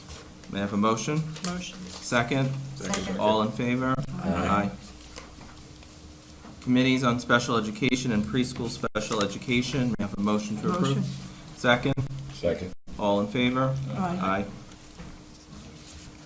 Report by student representative. All right. Good evening, everyone. As your student board representative at the Monroe-Woodbury Board of Education, I stand here today not just as a representative, but as a part of this vibrant community. I'm eager to bridge the between the students and the administration this year, and I have a comprehensive report for you all tonight, so hope you're all excited. All right. So there's a few things I kind of want to outline as my agenda for tonight I'm going to be discussing. So I hosted a town hall just a few days ago, last Friday. I will be looking into a Smith Clove visit, future projects I'm working on, some highlights on events that are going on in the Monroe-Woodbury High School and events around the community, and a meeting that I got to take place at with the Orange County BOCES, which was a great opportunity. So first, we're just going to talk about what I did at my town hall and what was discussed. So students I've learned many times, it's hard to discuss problems because when you come to the table, they don't know how to communicate their ideas. Sometimes they'll complain to you, but they don't have solutions. So I kind of tried to make it my job to find those solutions. So one is about presentation of our school. A few staircases we have in the Monroe-Woodbury High School are a little broken right now. I really want to see if we can fix them. It won't take too much. They are brand new staircases, and I do believe in that. If we're going to have an environment where we want to learn, I want to make sure it's nice, safe, and clean for everyone to enjoy. So we're also looking at one other idea that students kind of want a say in their menu. We eat the school lunch every day. We don't get a decision at all. So I'm not asking here tonight to say, I want to make the brand new menu. I'm no chef, I promise you. But the students had recommended that we have either a Google form once a week just to decide on Fridays what we can have. Simply pizza, I guess like chicken tenders, and another third option. And the students vote, and then we get it in so that the students kind of get a say in what we're doing and kind of gets, I guess, some student spirit in the school. So also, third, students, we have the 10-10 rule that's still occurring, which I do believe has provided a very good, I've seen improvements in the hallway. We have less students skipping, the bathrooms are safer, it's not as chaotic as it used to be.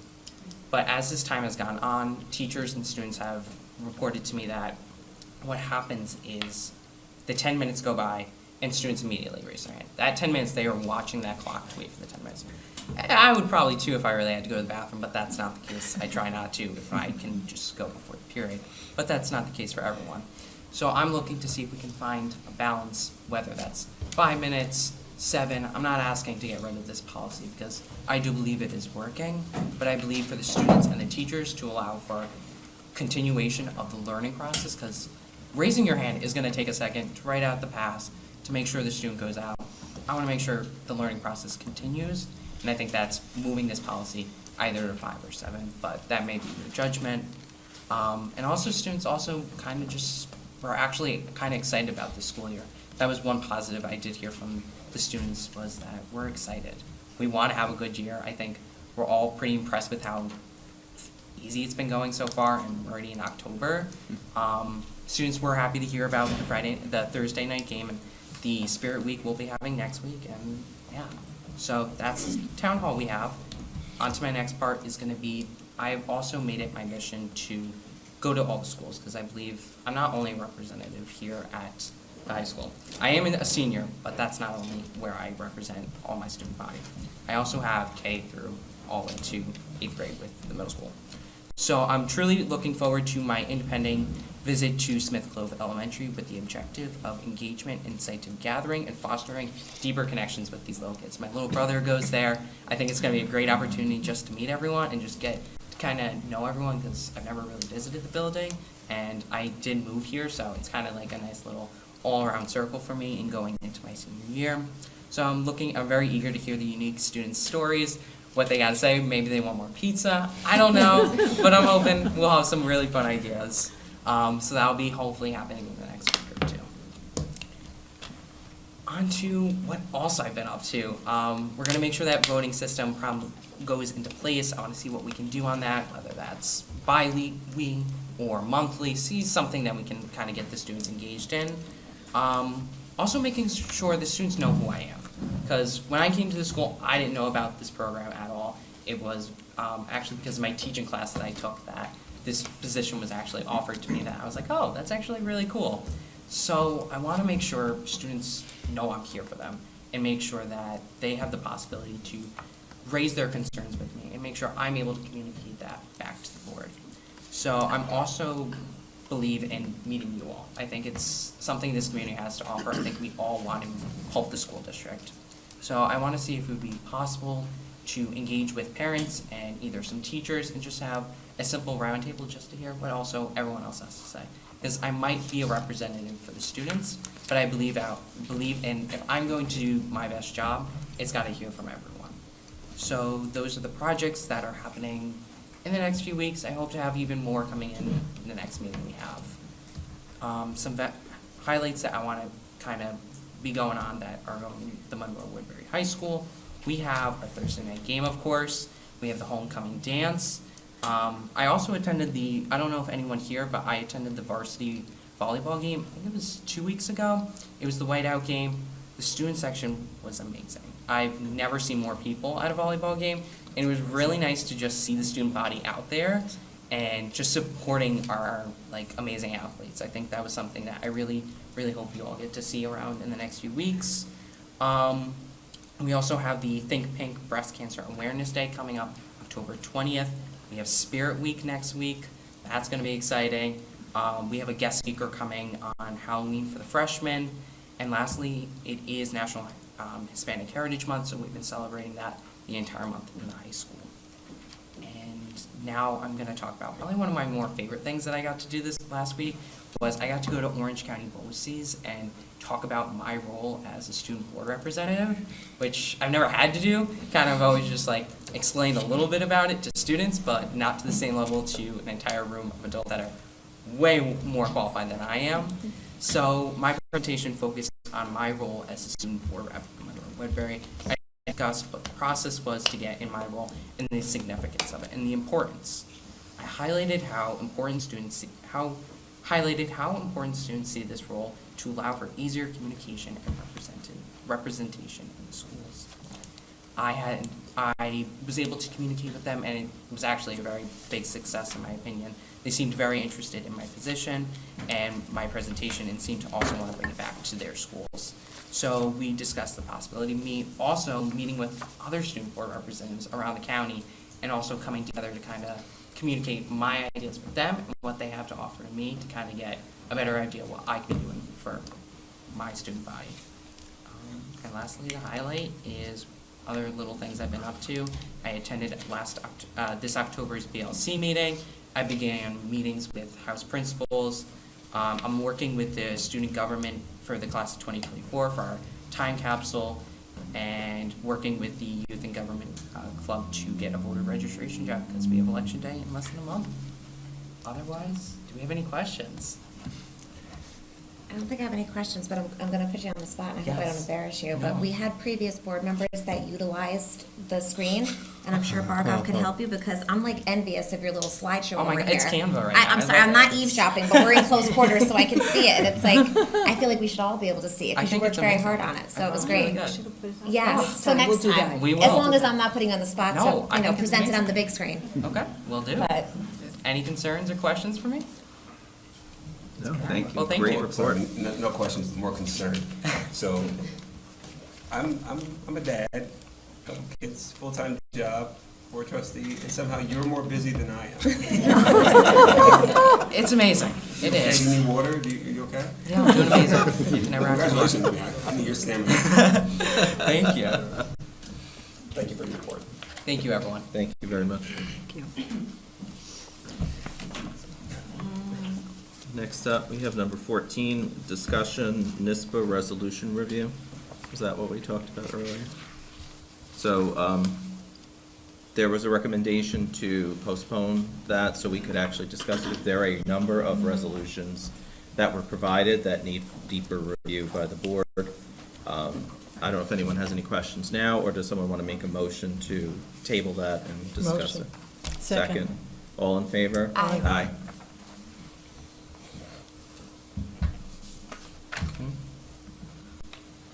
Upcoming night football game and future games. So, I don't mind, yeah, because I was the one that had asked to have it put on the agenda, and I think it was just to, we've had speakers at last month. I know Mrs. Rodriguez spoke about that this evening. We had a speaker this evening in regards to it. We have received several emails and comments, and as I've said in here, we're all parents, we hear it from the community, and I think I just wanted to kind of get a better grasp as to how the night was going to unfold. I know Mrs. Rodriguez was able to explain a little bit of that tonight, so I don't know. One of the questions was answered in regards to the community and the public being able to access their tickets. So if I'm understanding what you said earlier, then by tomorrow, those links will be live on our website? Tomorrow, there will be an email that's sent to everyone Okay. in our district communities, to our district families. K-12 will get an Okay. email from us, and they'll have a link to be able to, if they do so choose, to access tickets. Okay, so if they're not a parent, though, you're not eligible to come, or how will they? If you're a student, No, if you are a community member who has children that are no longer in the district. I think, It's going to be on the website, too. okay. Yeah, Okay. it'll be on the website as well. So that will be eligible then for parents of students and for just An email out community members. will go out to the entire school community, like Okay. the district families, and then there's also going to be a post on the district website for people to be able to get access to the tickets. Okay. I think there was a thinking, though, I should say this, that was, so there's tiers, right? When we have limited tickets. How many tickets do we have total? I The don't know. total's like 1,900. 1,900 tickets. Okay. Because Not we did including, get, that's not including the away side. right, because Like, they get that's their the- own, that's the that's their Monroe-Woodbury side. But we did get an additional bleachers, so we got more bleachers, so a total of 1,900 tickets. So between the students, the student athletes, their families got tickets, that includes cheerleaders and football players. Then it was open to the high school students, so all high school students had an opportunity to get tickets. And then whatever's left over is what we're going to give to, and then the next phase is people who have children in the district first, and then community members. So if you don't have children in the district, I believe it's the next phase. if Yeah, I'm not in mistaken. the end, they're gonna have to, I mean, there's no way to openly, fully communicate with all of those people, so we're gonna Right. send out an email out to the district families, obviously, as, you know, the students are the priority, and then the district families are the priority, and then it'll be on the website for anybody else who wants to get on and, reserve a Okay. ticket. So tomorrow is for district families. Right, And and then- it'll be on the website tomorrow as well. But so that'll be open then for community as Yep, well? correct. Okay. Yep, because, I mean, once the link goes out to district families, people will have the ability to be able to Right. forward it elsewhere also. So it's gonna be emailed out, like a letter will go out to the district families, and then there's also gonna be, similar to what happened, the letter, there was a letter that went out to the high school families and the high school students on Friday with sort of the particulars. That was also posted on the athletics website as well. It'll be the same, except now it'll be across the entire school district. All families will get an email with communication about information, and it'll be posted on the website. Okay. And can we clarify also, I did receive an answer to this yesterday because I happened to be at a meeting and Ms. Soto did clarify, but can you clarify for those families how that's going to work? So for example, I used myself, that I'm a family of 5 with 1 current high school student. So if Stacy decides that I want to come to this game, I am going to go on and I'm going to reserve 5 seats for myself. Can you explain how that's going to happen? Sure, it's gonna be a similar process to the way that the students had to log on and register, where it's basically like a Google form, and if you want 5 tickets, you're gonna have to go in and you're gonna have to manually enter 5 submissions of who the people are that are going to be coming in with you for those tickets. So that way we have a log that on the night of the game, people are gonna have to come in and they're gonna have to be on the list of individuals that are gonna be allowed to come into the football game. So you'll have to log who the 5 tickets are going to be going for. So, but for 5 separate transactions, let's say. Correct. Right, You're gonna 5 have to, separate you'll have emails, to, 5 sub- separate, right, you'll have to submit it 5 times to let us know, Stacy McCleary, so on, here's the people who are gonna be coming in for that, correct? Okay. Yep. So then that way, that's the way that, people will ultimately be able to gain admission, is that they're gonna be on the list of people who, have reserved and the reason why it's being, a Google form is being used is because there's a time and date stamp, and it's, as they come in, the priority of the number of tickets that we have will go to the first, the first people that come in. And as, as tickets become available, we have tickets that are reserved for students. If students drop out or whatever, we can go to the list and continue to add seats as, they might become available.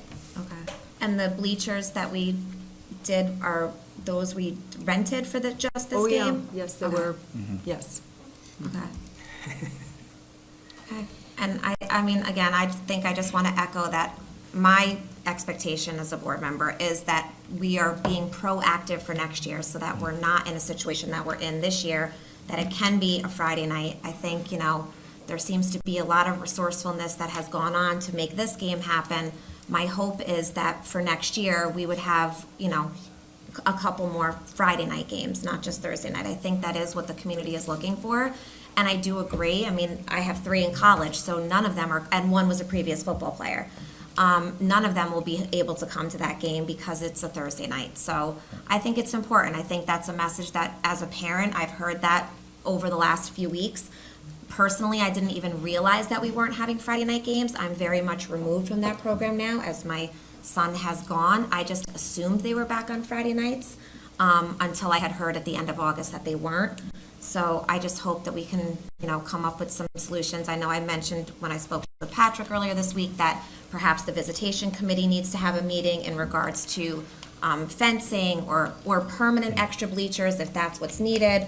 I just think there's things that perhaps we should start to have more conversations about before this time next year, so that we're being a little bit more proactive. And rest assured, we're working to try to maximize seating to the best. Oh, absolutely. We're renting the bleachers to come in to try to be able to add additional seats. In Friday night games, years ago, the pep band would be in the stands. We're actually having a separate seating for the pep band down at the field level to be able to open up additional seats. So we're we're doing everything we can in order to be able to maximize as many possible seats as we can to be able to get people. And I do want to say something, because there's been a lot of talk in the community about how we're punishing our football players. That was never the intent. I just want to be clear about that, because several years ago, when we had a game, we didn't have it as succinct as we have it now. There were things that happened. I'll be very honest. We had our high school principal who was injured by a parent. And I was the one that wrote the letter, and I said, at this point, we're not doing that. And then COVID hit. So that was 2 years where no one was playing Friday night games. So that followed by a meeting with students in June who said, could we possibly, I have to again reiterate that the students who met with us were great advocates for themselves. We sat down and we talked about, let's not forget that in the previous year, we had an incident in Dutchess County where someone was hurt, and in Orange County, a major event that occurred. And I received a lot of letters where parents were telling me, please make sure that our kids are safe. So this is not about punishing our kids. So I want to be really clear about that this is really about hosting an event where kids can be safe. And I also want to say that the team who's been working on this has been working a lot of hours just to make sure that these kids are safe. And it's about watching our football teams and our cheerleaders play in a safe environment. And that is the responsibility of myself and everybody sitting on this board, is to make sure that we host an event that is safe. And that's why I said today that what happens on this Thursday night game is going to be an indication, right? If this goes well, then we can plan for next year. But I don't want to sit here and kind of not talk about what happened in the past and how this came to be. So I just want to make sure that the community understands how this came to be. This wasn't, we're punishing, this has nothing to do with our football players. In fact, our students, our football players I commend them. I commend the cheerleaders. I commend our kids. Most of our kids are good kids. Unfortunately, we have some people that don't behave.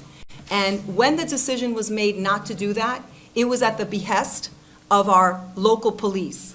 The local police came and said to me, it's not safe. So we have a responsibility to our community and to our students to keep them safe. And again, I think what the team has done is amazing. I know they've spent a lot of hours making sure that everybody is safe, but the game on Thursday is going to be really important, because I hope and I believe that all the work that we've done is really going to create a safe environment, and that will be an indication for the next season. And not just, again, for the football players. There's multiple games that are going to be played. So I too look forward to that. But I felt like it was really important for me to say this, because I've been thinking about it, and I just want to make sure that everybody, because I've been here long enough to know how this all came to be. Can you speak to the piece about the security? Because again, I know that has come up, and as far as I know, I have an answer because I reached out to Patrick about it, so I don't know if that's something that we can at least share with the community. We can talk about, we have 24 or 26 posts, because that was the other thing. We had our director of safety and security along with our high school team and our athletic director sit and say, let's look at where all of these things can potentially happen. So they sat and they took out, I think it was 26 posts. So we have 26 people who are hired to be at those posts. In addition to that, I want to thank the state police, because the state police have given us, I believe, 2 state police officers for free. I want to say that again, for free. They are not charging us. Our local police is giving us 3 officers, but they will be charging us. So we will be paying for 3 additional officers. On top of that, we have, I believe it's a team for just games that we've now secured, which is another 6. I think 7. 7. And I know that Tony had gotten up, Mr. Cardone had gotten up and said he would give us 6. He's giving us 4. So I think we are very grateful for everything that's going on. But this takes a lot of manpower. And again, people might think that we are being a little bit overreactive. This is not overreactive. I have, and this board and my cabinet has a responsibility to keep our children safe. And I want them to play this game and have a good time and not have to worry about anything. So we may have gone a little bit I'm not gonna say overboard, but I wanna make sure, and we wanna make sure that our kids are safe. So we have, thank you. Well, That's and the to word. that point, so again, for the sake of transparency, because we do talk a lot amongst ourselves and we do get feedback from all of you, a piece of that one of the questions that I asked was, that has changed drastically from even when my son played the game and graduated in 2019. So the thought process is perhaps with the addition of the new turf field and the wonderful stadium and the fact that we had food trucks and a concession stand and the pep band and all these wonderful things, we were over capacity for a while.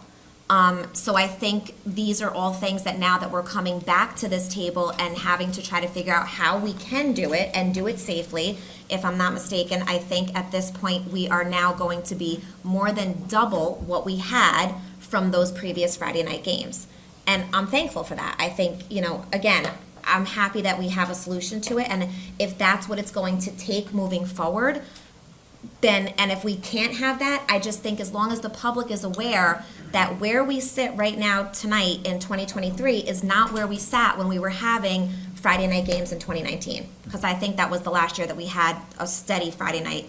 It has changed. So I think that's important to acknowledge that we are looking into making those changes, and we are for this coming Thursday's game, but it is something that the board has to take into consideration. Right. And continue to evaluate. Right. And we've made a lot of operational changes, and again, I want to thank the team that did this, because this took a lot of hours, and I'm looking forward to the game and us winning. I do want to thank the team for pulling it together so quickly. We had the meeting, and within really about a week plus, it was logistically coordinated. So that's a fantastic effort, and that also means that you were listening to the community and the kids and supporting. So I know that it must be a logistical nightmare just seeing all of the things that have to occur. So I really appreciate the getting out in front of it and the efforts that are being put in. And we'll talk about next year, I'm sure, at some point. Well, and again, I think it's a topic that we've discussed for a while, even at the building of the fields. I mean, we've all been to the games that even the speaker this evening mentioned. And that was a conversation way back when we did the athletic facility as far as having a fence around just that area because of the enormity of the checkpoints that we would need to have. So again, perhaps moving forward, as gorgeous and great as that field is, if we have now overgrown that capacity to a certain degree, perhaps we need to think about having fencing where there's one entry, one exit, which is what some of these other schools have, which is why it is a little bit easier for them. I'm not saying it's easy, but that they're able to have that control and that security because of those things. So long term, that might be something that we have to look into. I'd just like to remind folks too that we were able to pull it all together so quickly because of the team, and I point out Lori specifically because I know when we had the meeting and then we went and we were talking about, hey, how do we make this happen? Lori had already had stuff in place. And, so we weren't so quick because, we were quick because Lori was proactive and her team. I'm sure the athletic director was involved in that and everybody else. Because she already was knowing like, hey, Fridays might be trouble for refs. So we're already looking into Thursdays. So a lot of things were happening behind the scenes that people jumped to conclusions with that I would say, communicate, right? Like that's important to not jump to conclusions and say, hey, this is what's actually going on behind the scenes. Because everybody here, whether you're on camera or off camera, has our kids' best interest at heart. Whether that's safety, whether that's sports, whether that's the arts, whatever it is. Students came about the art program, and we were able to react quickly because of Elsie and the team, right? So let's just keep that in mind the next time something pops up, because there will be a next time, and something will pop up. So let's maybe get a little kindness in there and a little bit of grace in realizing like, okay, maybe somebody is working this before we jump on whatever we jump on and, get our pitchforks and start putting fires before the real thing is out there. Because that wouldn't have occurred if Lori didn't do what she was supposed to be doing or being proactive and trying to get what was best for the kids. So, And I want to thank the parents, students, and cheerleaders that got up at that last meeting. They were extremely eloquent and very respectful, and yes, they were awesome. we were, you know, as a collective team, we were able to address the concerns. So I think we didn't do the heavy lifting, you guys did. Right. Yes. But And they're thankful. we appreciate I that, know, too. unfortunately, they weren't able to be here this evening, but they are thankful. I know, you know, they're happy that they're having a game, and I think the reason that, and I'm grateful that we were able to put it on the agenda, because again, I think it's important for the public to be able to hear some of these conversations and see some of the work that's going on behind the scenes. And I'm not gonna speak for all the board members, but I know that I've spoken to at least 4 of cabinet members in regards to just football. So we do ask the questions. I think it was important tonight that we put it out here so that the public can see that as board members, we are asking these questions. We are trying to come up with solutions, but it has to be safe. So I appreciate that we were able to add it, and hopefully some of the community will heed these words and listen to the video. Maybe we can put it on Facebook, Carol, and notice the minutes right on there so that they get the exact information. Thank you. Next up, report by Board of Education committees. First up, I have the Policy Committee. Yeah, we are finally going to meet on the 17th at noon, and then again the following week on the 24th at 8 a.m. And both of those will be in the Ed Center. Okay, great. Thank you. Any questions for Suzanne? Next up, visitation. We were able to go and visit the high school last Thursday with Ms. Soto and Mr. McElroy bringing us around, showing us various items that had been installed over the last year. First thing that they showed us was on the stairways. They're doing a major job updating these landings all the way from the floor A to floor D. They were actually working on them when we were there, but they're doing a lot of it in the evenings. They also showed us that there were some beautiful paintings that they put up in the stairways that were sort of panel paintings that were done by the students. Very, very beautiful. That was in stairway number 1. They have moved the guidance offices now from all being on one floor. Now they have the guidance offices again on every house for every floor, so at least 2 counselors are there on every floor. Some floors have 3 counselors. The library had been reorganized with some new shelving, so things look a lot more neater and more organized. The parking lot was paved and restriped for the first time since 1999, so it really looks good. Oh my God, that is old. They've installed 6 new, I think they're called swipe machines, so that it's like an ID system for the students when they're going in the cafeteria, when they're going in the library, when they're going out into the patio. And I believe the rule is if you're 3 times late, you get an auto detention. They installed some on-demand tankless water heater systems that are much more efficient than the last systems. And then we talked a little bit about some wish lists, and Ms. Soto talked about expanding the swipe systems, that we could obviously use more machines. It would be nice to have them to be utilized in almost every classroom, maybe even as a process when going in and out of the bathroom, so we can use it as a security kind of thing, to be going in and out of the building, things like that. It's compatible with the Power School system, so hopefully that's something we can explore moving forward. They're also looking to add a cardio fitness room. Last year they had added a beautiful new weight room, and now they're looking to add a cardio fitness room. There's a spot right near the weight room. They'd have to break through a wall, but we kind of mapped it out, and they think they've got it down. And then last but not least, they need new boilers. There are 3 boilers in there, 2 of which were working while we were there, 1 wasn't. They've been waiting for parts since March, so that is on our December 5th project. So hopefully that will get passed and we'll be able to get new boilers in there. And that's it.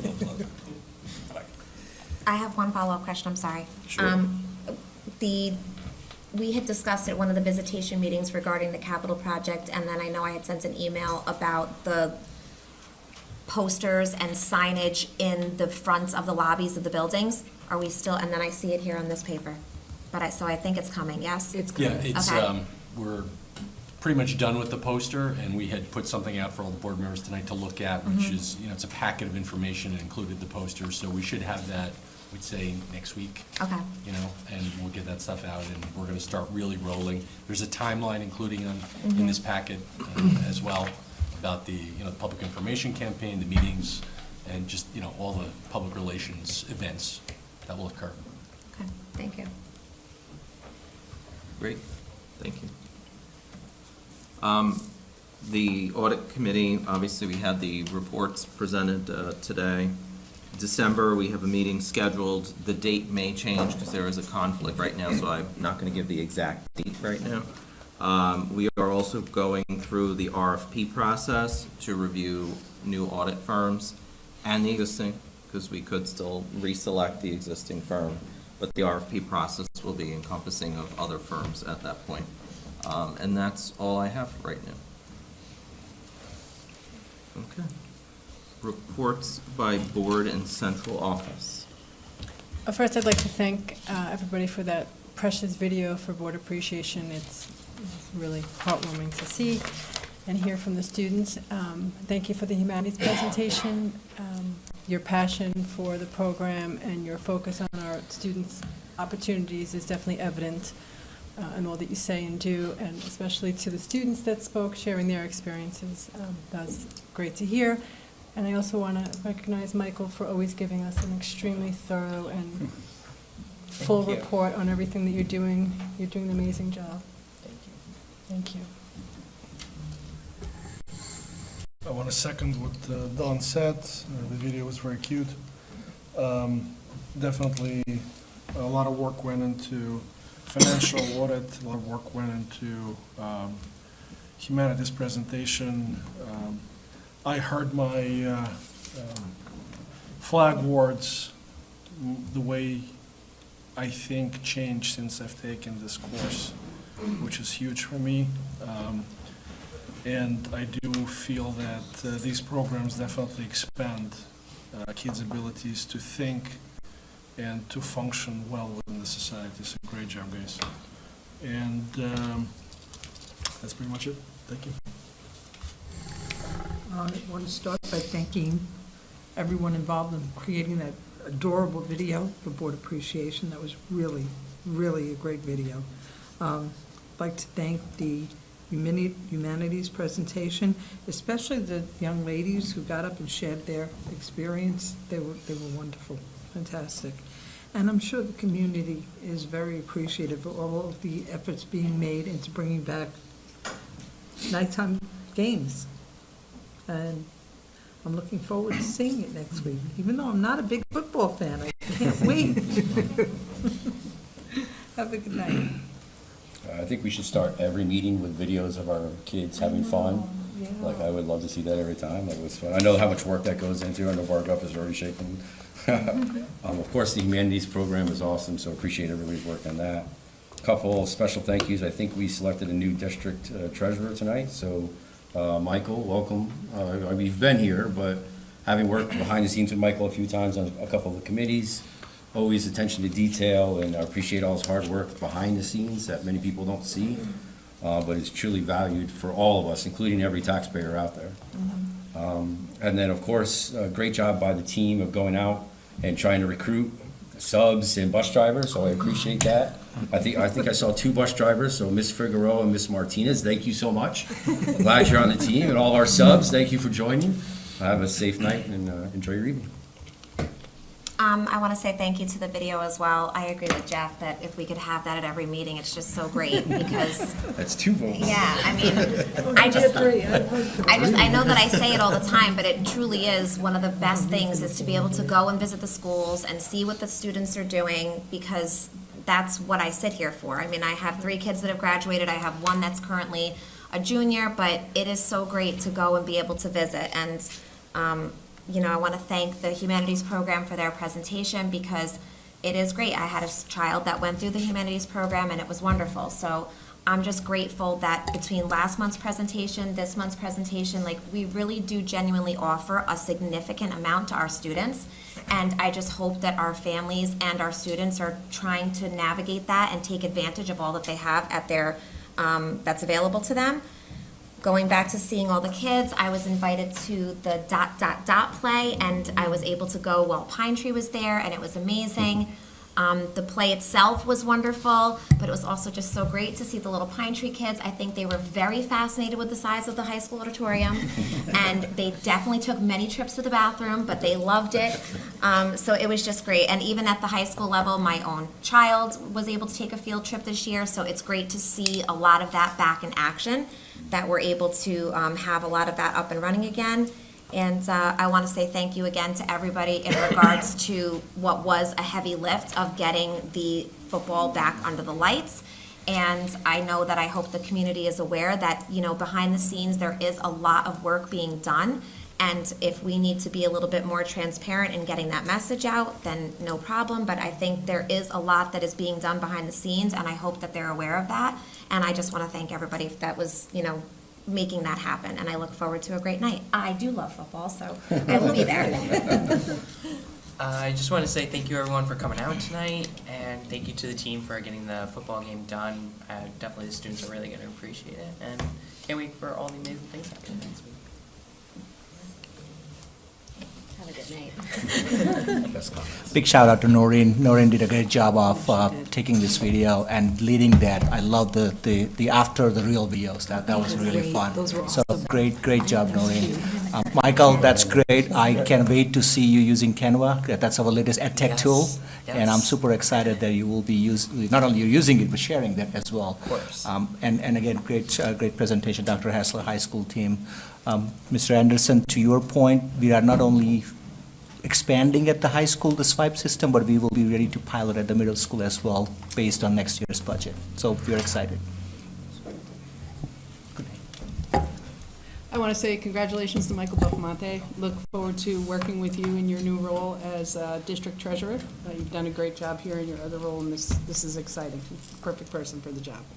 I'd like to say to Michael, again, as always, I thoroughly enjoyed your report, and I think that all of us really, truly appreciate your perspective.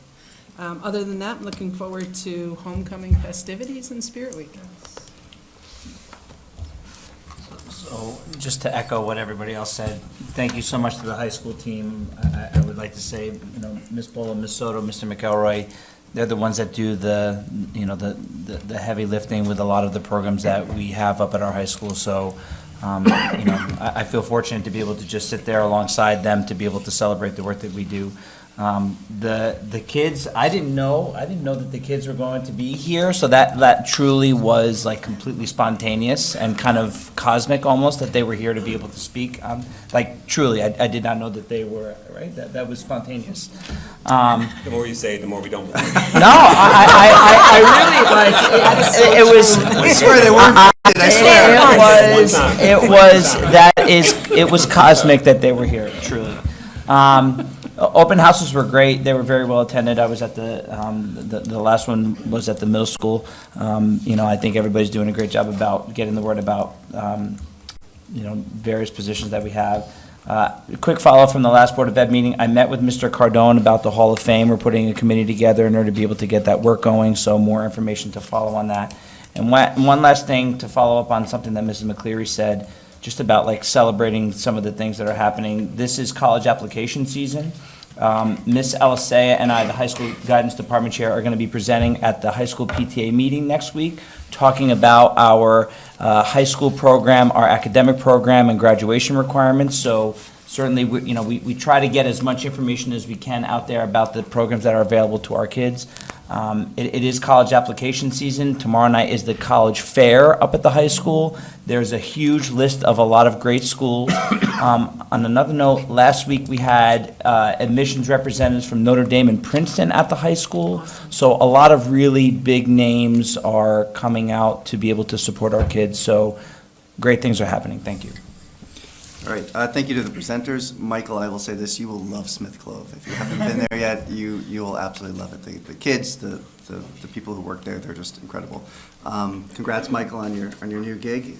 And your move of your offices, or your office. I just encourage people to keep an eye on the district calendar. Obviously, next week, one of the big events is our football game. However, we do have multicultural nights, both at Sapphire and Smith Clove next week.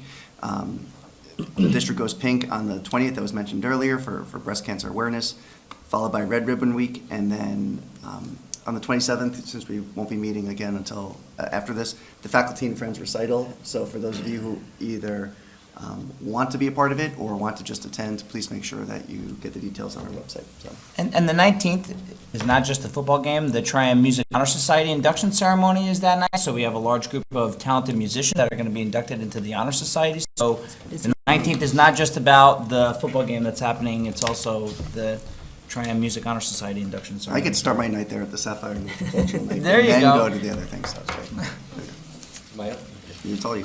Yeah, so I'd like to acknowledge and thank everyone that was involved in the annual audit this year in the business office. It's generally an intense process, and everyone did a great job as usual. I'd also like to thank everyone, or congratulate everyone who was appointed tonight, especially our new district treasurer, Michael Buffamonte. So congratulations, Michael.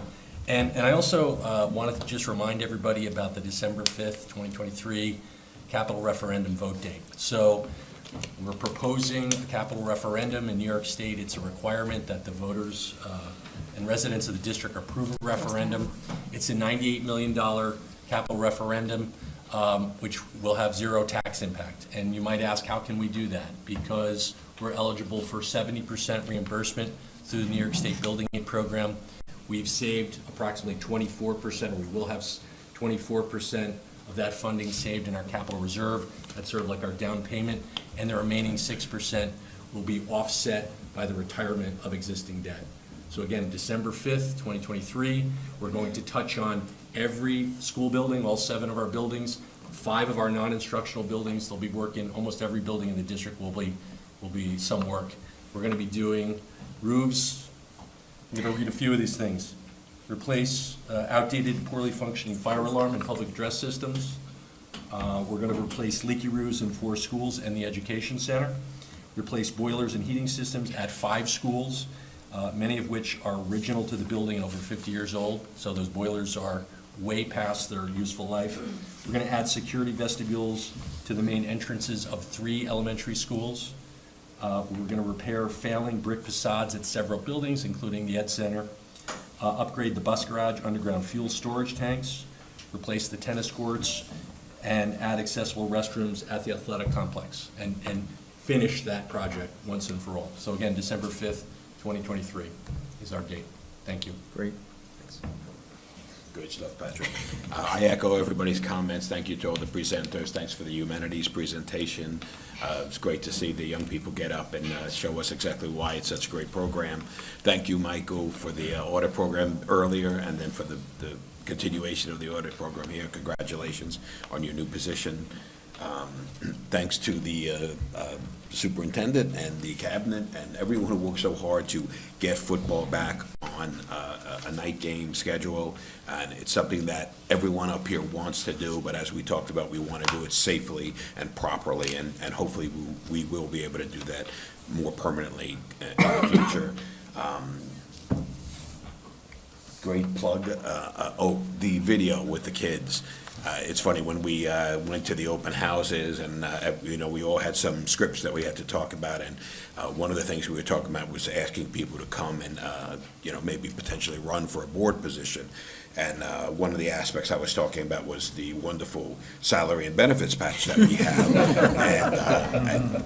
But I did say the real benefit is to see those kind of videos and see the cute young beautiful children that we have in this district that grow up to be the brightest, smartest people like Michael on our team right here. And it's really something to behold when you're a member of the board. So that was great. And thank you, Patrick, for bringing up the vote again, because that was the other thing we touched on. And I tried to say it more succinctly, and I don't say it as graciously as you, but December 5th, the buildings need work. It's not going to affect your taxes. Please vote yes. Have a good evening. So thank you for for everyone involved in the BOE appreciation video. I don't know if it was on purpose or not, but I was able to spot my kids, both of them, in there in Pine Tree, so that's beautiful. Love seeing their faces. I have to say that because I'm their dad. And also the little girl making the bloopers at the end with little pigtails. Her name is Kaylee, and I plan on making fun of her for messing up so many times. Because I love her and we have that connection. Okay. I promise. And also, regarding the humanities presentation, I was a student of Monroe-Woodbury, and I was an art major, and I would have loved to have had that available to me at that time. And that's why I asked the question about the return on investment, making sure you guys are collecting some level of information, because that can maybe change someone's opinion to, oh, I might do it, to, oh, I definitely need to do this for my college, career later on.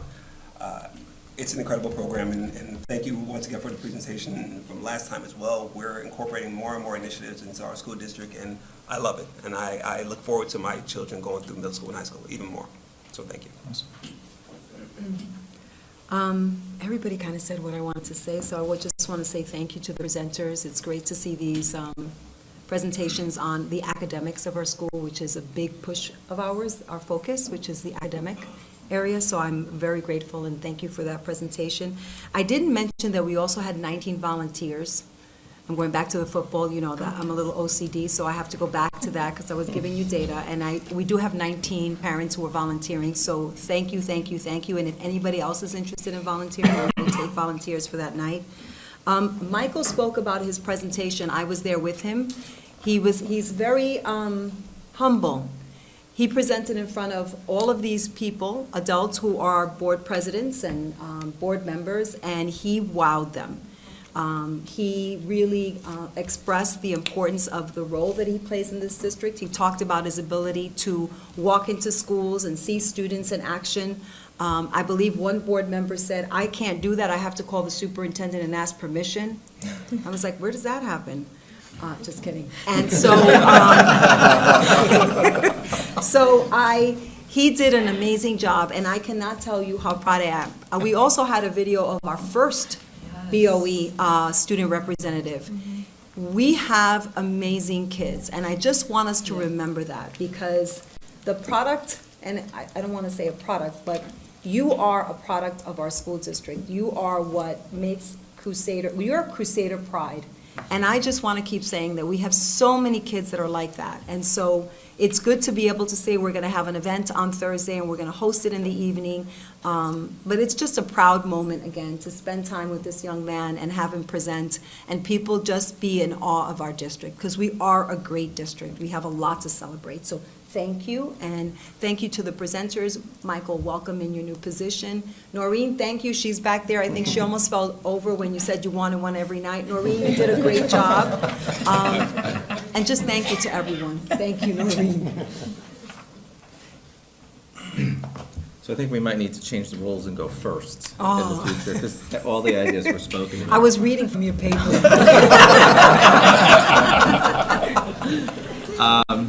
I just want to reiterate, and I'll be quick, but I'm feeling appreciated, and that video was fantastic. So I know the amount of work and editing that goes into something like that, and getting the kids to actually focus on getting it done.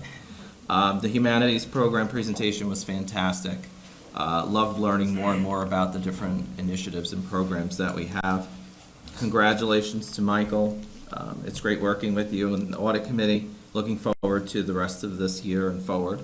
I also want to take just a second to thank all of our board members who have not only attended just about every single, if not every single open house, but also those who were courageous enough to get up and speak to the parents about either becoming a board member, running for it in the future, or the bond referendum. It's very important that we really get the message out there.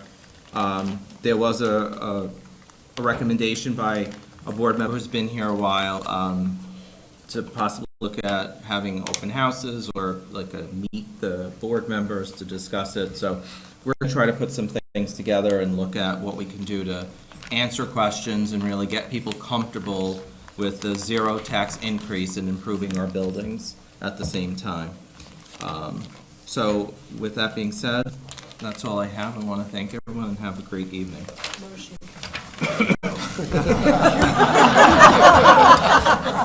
May I have a motion to executive session for consultation with an attorney? Motion. Motion second. Second. All in favor? Aye. Thank you very much.